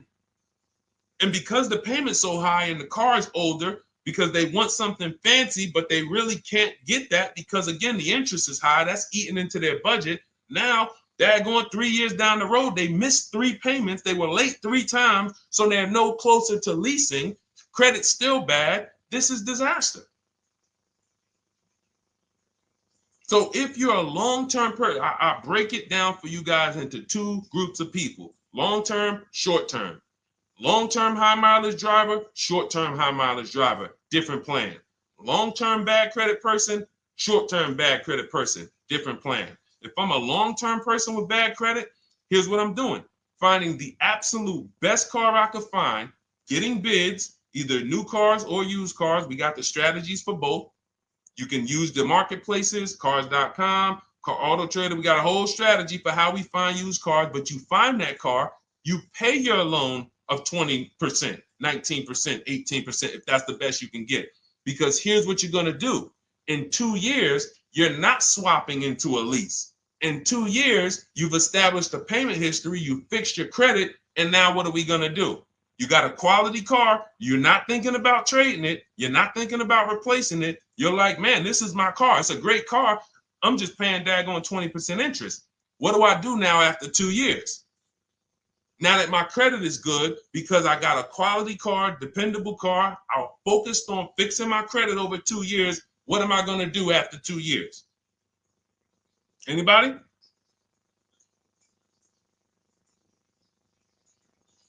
Thank you, Arms Reach. Refinancing the car. Exactly. Exactly. So that's the bad credit long-term strategy. Great car, dependable car, car's not going to break. This car is going to last me 10 years. Right now, when I bought it, 20% interest rate. That was where my credit was. But I worked on my credit. Boom. I'm a 690 now. I'm a 720 now. I'm refinancing that into a short-term, into a shorter-term loan, and I won. Pay this thing off, and I'm going to keep it. Nothing to talk about leasing. Leasing only comes into play where the 8-year rule is concerned. I'm not keeping this next car 8 years. I should be setting myself up to lease, or I should be leasing. That's how I'm going to save the most money, keep the most money in my bank account, have the best car. Not even close. Not even close. All the wins for the purchasers are after 8 years. People who are like, man, Deshone, I got a car, man. I had this thing 12 years, man. It's been paid off for 6 years. I ain't had a payment. I love it. Long-term purchaser. You won.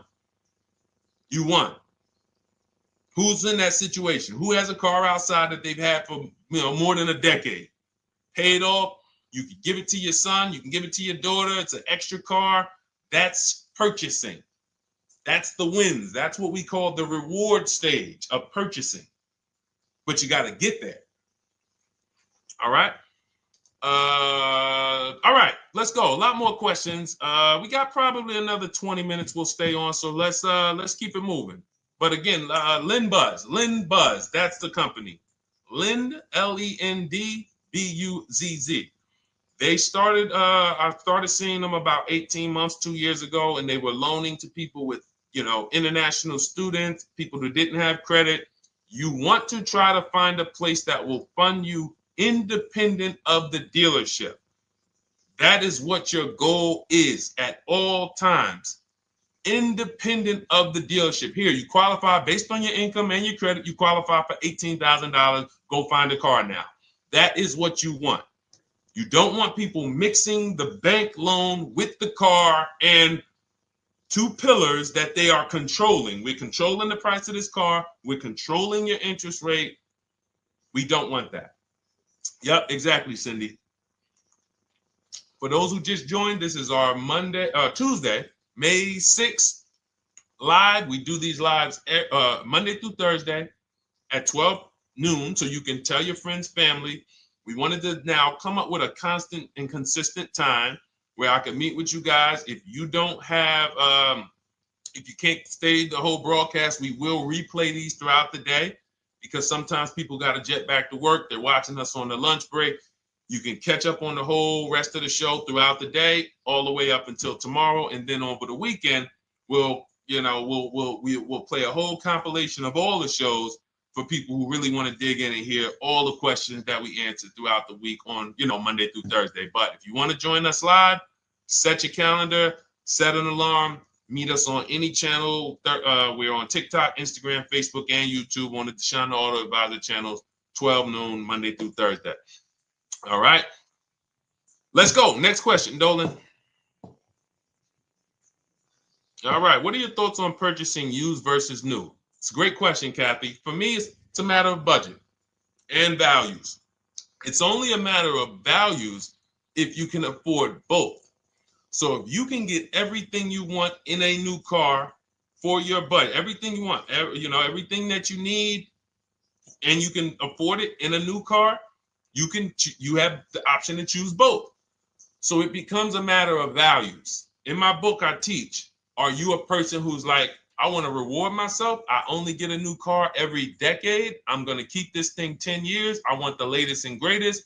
Therefore, I'm going to shop and get the best offer, get me a below market purchase. Because y'all notice I always put in a caveat of a below market purchase, below market lease. That's all we're talking about here with Cars from Home. That's all we're talking about. You need to, every purchase you make or lease you get, you want it to be a below market lease or purchase. So now, if I could afford both, is it I'm going to reward myself with a new vehicle, or do I have these other values where I actually want to knock 20 to 30 to 40% off the price to get even more for my money?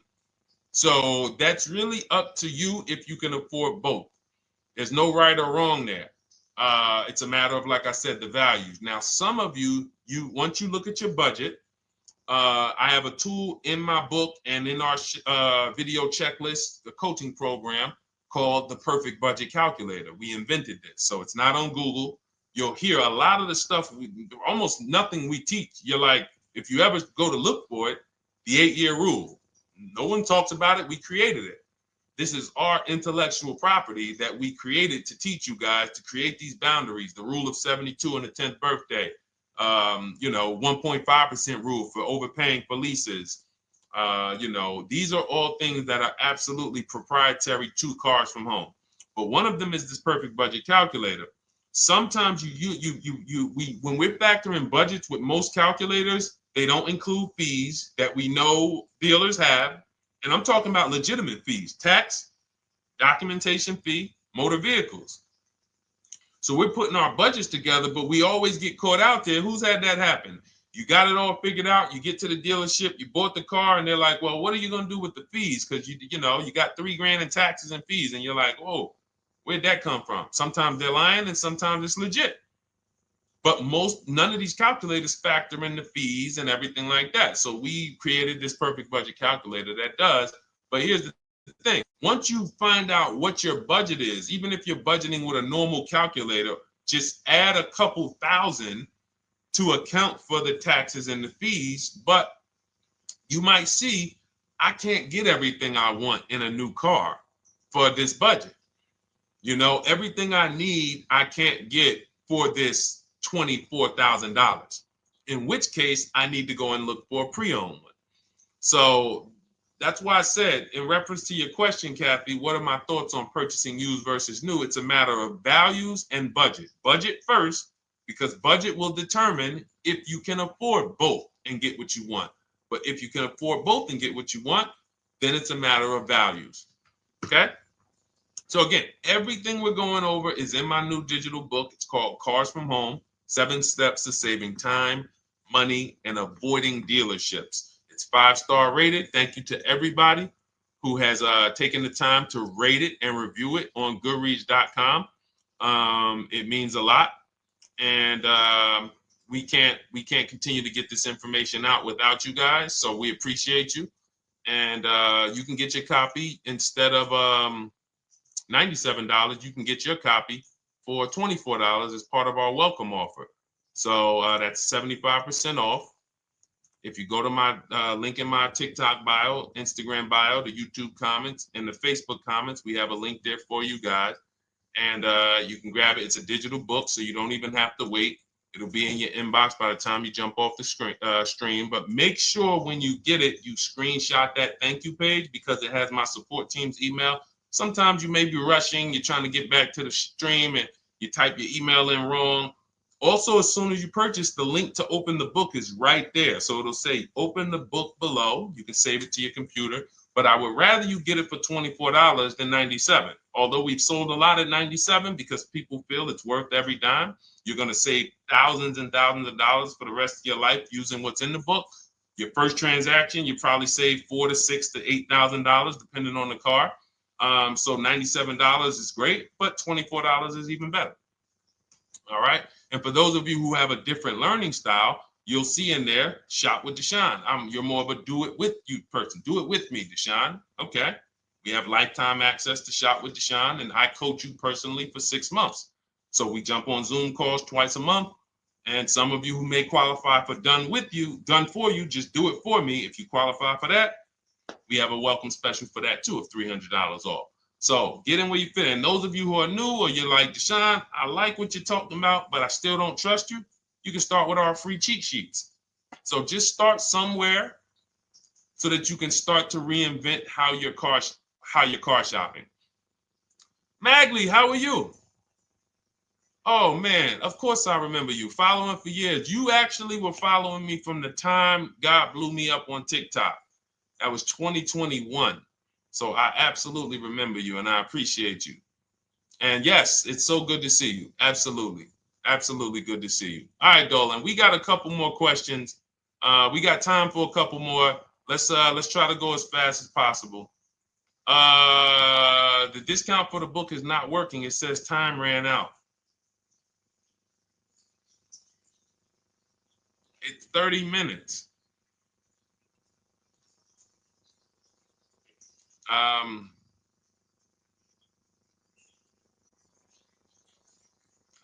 don't know. I don't know. Y'all help me out. I don't know what to do with that. I'm sorry. If the welcome offer for $24 was not really 30 minutes, then that means I'm just lying to you. You know what I mean? I'm just like, oh yeah, it's 30 minutes, but come back in 2 hours and it'll still be, you know what I mean? It's, start with the cheat sheets. You know what I'm saying? Like start with the cheat sheets. Get yourself your free cheat sheets, and start there. And when you feel better about working with us in some capacity, you go to the next step. Start with the free cheat sheets. All right, let's go, Dolan. So I'm a new driver. Should I be looking to be an 8-year person or a lease person? Well, I'll tell you this. I got 3 young adults. 2 my daughter, my daughter who's 18, my niece who's 20, and then a young man that I, basically like a son to me who's in the Navy and he's 21. Well, he'll be 21 this year. So he's 20. Now, they all called me in the last 3 months because my daughter's getting her license. My daughter didn't call me. She's getting her license in the next, in June. And we've all talked about this. How should I get this car? Now, my situation when I was 22, I'd already bought a $500 Mitsubishi Eclipse. Transmission went out on me probably after 6 months. And then I bought a buy here, pay here car. This is before I got into the car business. I got into the car business, I was 22, working for Pontiac GMC Buick. So I get this buy here, pay here car. It was a quality Chevrolet Cavalier. I didn't know anything about cars, so I went to a local spot. They said, hey, put down this, just pay us $50 a week. So I did that.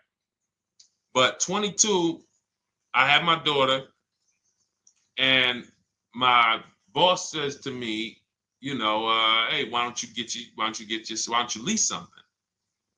And I was already selling cars, but I just didn't think, could I even, qualify for a lease? I don't even know what I was selling them, but I'm just literally doing what most salesmen do. All right, he wants to lease. All right, what's the payment? Yeah, tell him it's this. All right, perfect. They said it's that. Oh, that's a little too high. All right, they said it's a little too high. All right, so that's what I was doing. I didn't really understand anything. That's most car salesmen. So I end up getting a Pontiac G6. I'm 22. I paid $256 a month. Now, it would have been less, but I didn't get a tier 1 approval because I didn't have, I think my credit was like mid 6s at that point. And you know, you really want to be over 670 to get most of the tier 1 approvals. But it would only raise my payment maybe $25. Wasn't a lot. Now I'm 22. I'm driving a brand new 2007. It's still 2006. 2007. I'm pulling up, brand new car, full warranty, $256 a month. At the same time, I have a friend, got a vehicle, Toyota, financed it, went in. She had, you know, we had our, she had a young child, a little older than us, maybe 1 or 2 years older than us. And then she goes and she purchases a car, $500 a month. She didn't get ripped. That's what a $20,000, $22,000 car costs. She got a Corolla, $500 a month. We're 22. Plus insurance. This is enough to break a young person, young family. I'm paying $256, she's paying $500. That right there. When I tell people that story, it's amazing to me how many people will say, Deshone, when I got my first car, my parents took me out, we financed this car, we financed this, I was paying $400, $500, $600 a month. Whether the parents were paying some of it, or they were paying some of it, or they were paying all of it. Thank you, Kathy. Appreciate you sharing. So this is what all of them, all three, well, 2 of them, I don't know about the young man, because his parents,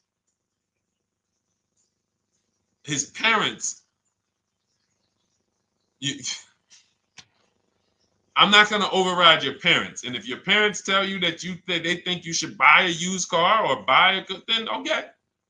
But I'm just telling you, when you see my daughter and you see my niece pull up in brand new cars and they have low payments and they don't have to worry about getting stranded on the road, hey, call the tow truck. Do we still have a warranty on this thing? So I would be telling, again, 8-year rule. Because if I've had young people in their early 20s who are like, I'm not even into cars. Like, I'm going to buy this and I'm going to keep this car. Like, I'll keep it 8-10 years. I don't.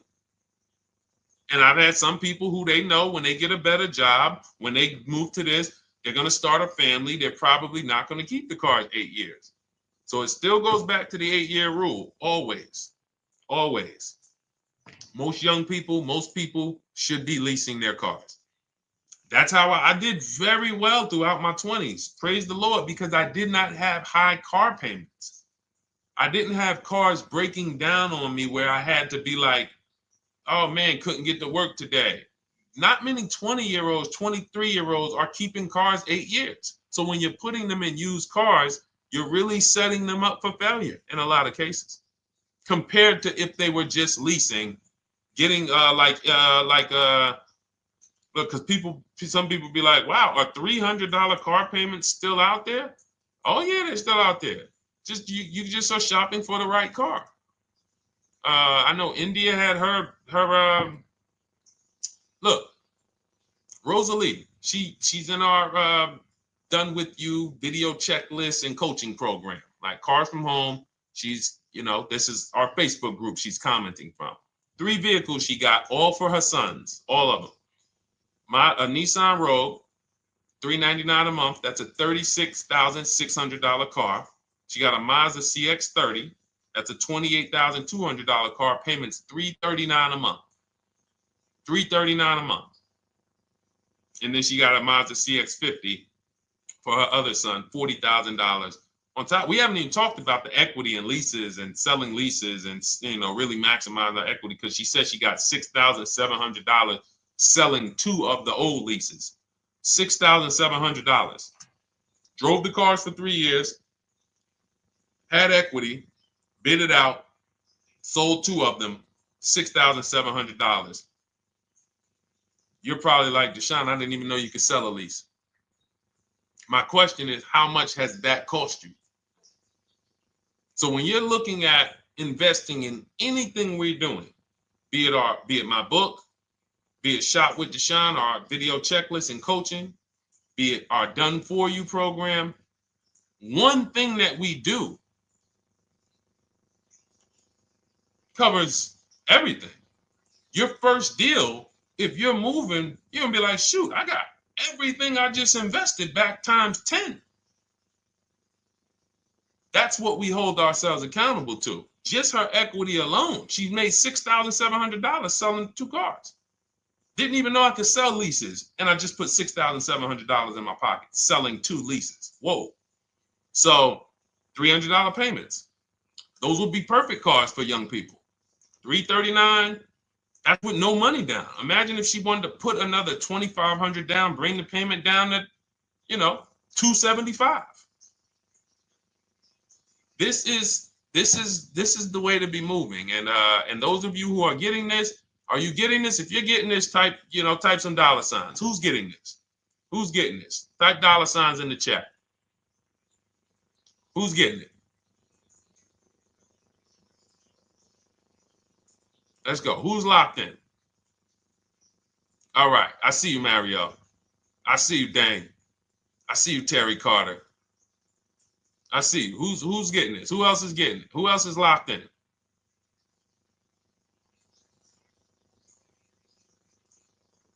A lot of y'all on here. Listen. I see you, DJ and Nice. I see you, Arms Reach. And I can tell the people that's locked in because they be like, all right, Deshone, you said you're here for 90 minutes. I know we got about 3 minutes left. I'm hanging for this whole thing. I don't want to miss anything. Shout out to the people that are locked in. All right. Go ahead, Dolan. Should the out-the-door price include your trade? First of all, that's a curse word. All right. We're going to go back to that because I got out of saying that for a while. We do not trade cars. So you probably just popped in maybe about 30 minutes ago on the stream. We were talking about the 3 pillars of great car deals: who you buy your car from, who you sell your car to, who you get your loan from.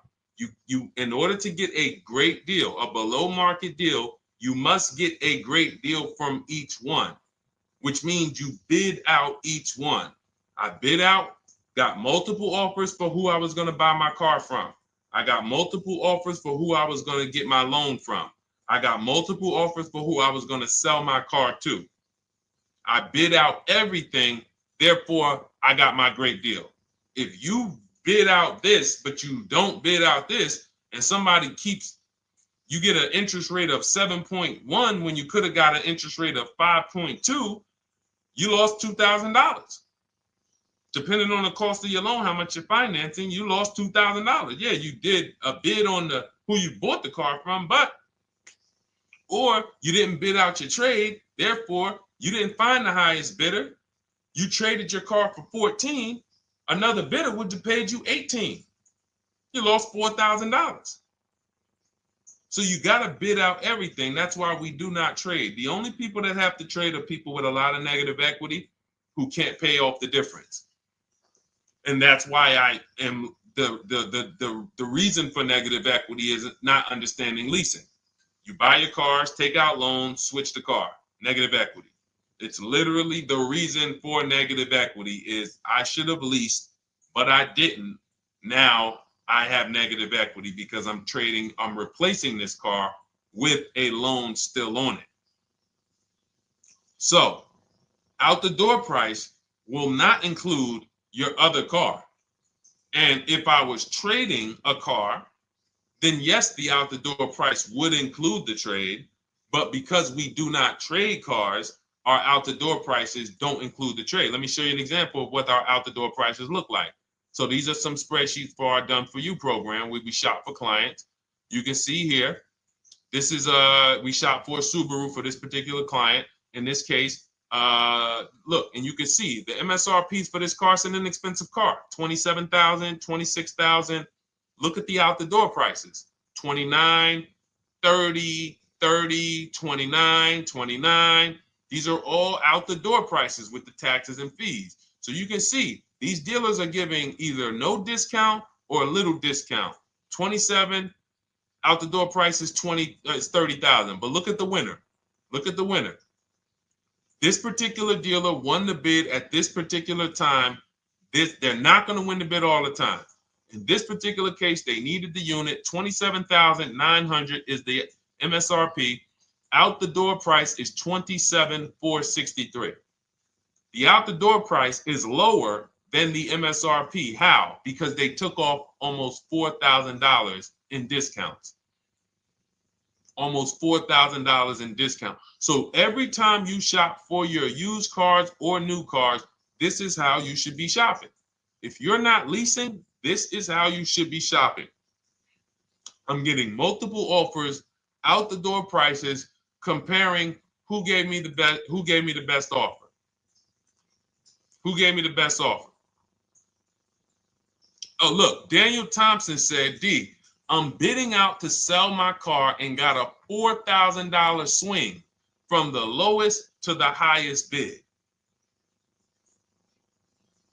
This is the people who you listen.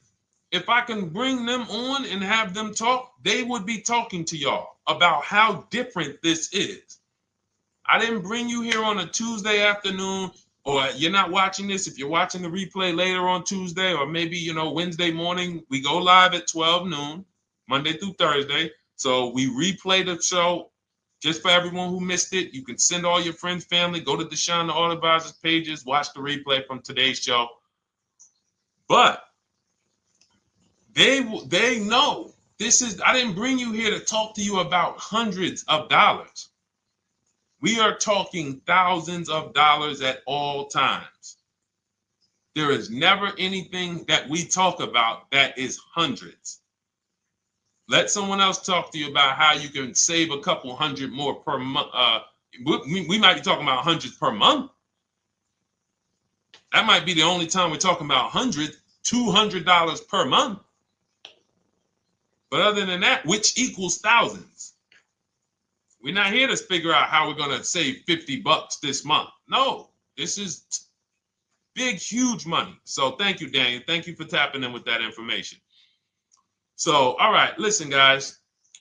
Everything we teach is in a step-by-step format, because when it's not step-by-step, you'll get overwhelmed. When it's step-by-step, you can challenge yourself to stay right on this step, check it off, move to the next step. Check it off, move to the next step. Step 7 in our Cars from Home process is delivery. Step 6 is paperwork. Step 1 is the most important question, which is the 8-year rule. It's literally called the most important question. 8-year rule. How many years are you keeping the next car? Step 2 is the equity assessment. That's why you heard Wendell in his book testimonial. He said, I just completed the equity assessment and we got 30% more than the book value. Bidding it out. He said, I'm about to move to the next step. So everything we teach is step. Step 3 is deal structure, where we budget and we see, all right, how much car can we afford? What does a good deal look like? Step 4, we go shopping, which is choosing what we want.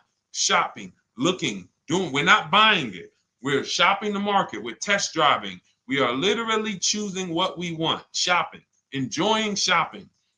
Step 5 is multiple offers. That's when we're in talking to dealers online, getting offers, getting bids. Step 6 is paperwork and protection, to make sure that the offer we got is legit. We tied it up. Paperwork is right. We go over extended warranties, tire and wheel, maintenance plans. Do we need them? Key protection. Do we need any of this stuff? And step 7 is delivery. It is a step-by-step path. That is how people win. They're not coming into some college to learn how to be a car salesman or to learn everything I know. No, it's a path. So if you want the blueprint in book form, that's my digital book, Cars from Home, 7 Steps of Saving Time, Money, and Avoiding Dealerships.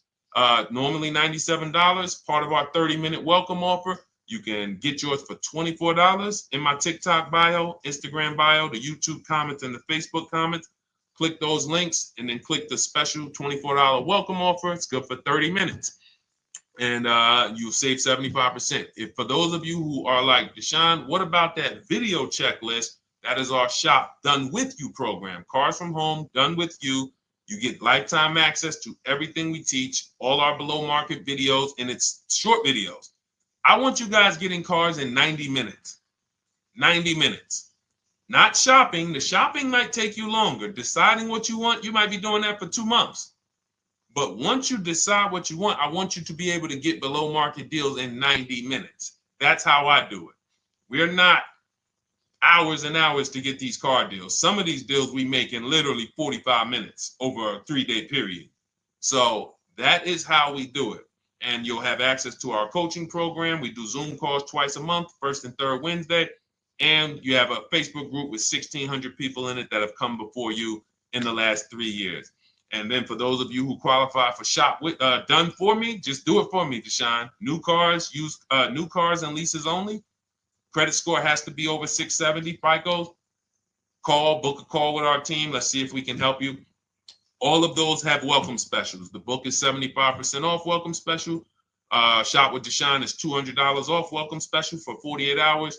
And done for you is $300 off for 72 hours. All welcome specials for people to say, all right, I'm taking action. I'm going to take advantage of a lower investment for taking action immediately. And for those of you who you're still new here, you're like, Deshone, I like the information, but I need to get, can I get some free advice first? Let me test out some free advice. You can, of course, go download our cheat sheets, and that's there as well. All of that is in the Cars from Home Toolkit. So always a pleasure. We will be back tomorrow, 12 noon. Please mark your calendars, tell your friends, bring a friend, and we'll continue to, we'll continue to do what we do and try to make sure you guys have everything you need to win every car you get. I want you sending pictures with the numbers. You know you've done it right when every car you get, you have pictures with the numbers. You know people who purchase cars all the time, all post their pictures. Hey, had to upgrade. Oh, just got this. Hey, had to treat myself. Oh, watch it now. But you never see the numbers because they really are not confident in the numbers. They don't want to talk about the numbers. Everybody who shops with us, whether you're getting our book, whether you're using our stuff, and sometimes people who they piece together my social media videos and they'll get it done. But they are sending the numbers. Look at what I paid for this car. Not only did I get a great car, but look at the deal I got on the car. That's when you know, all right, you understand this thing. All right, have a great day, y'all. See you tomorrow. And if you couldn't make the whole broadcast, feel free to watch the replay. We'll be replaying it throughout the day until tomorrow's show. All right, have a great day, y'all. Thank you. God bless you.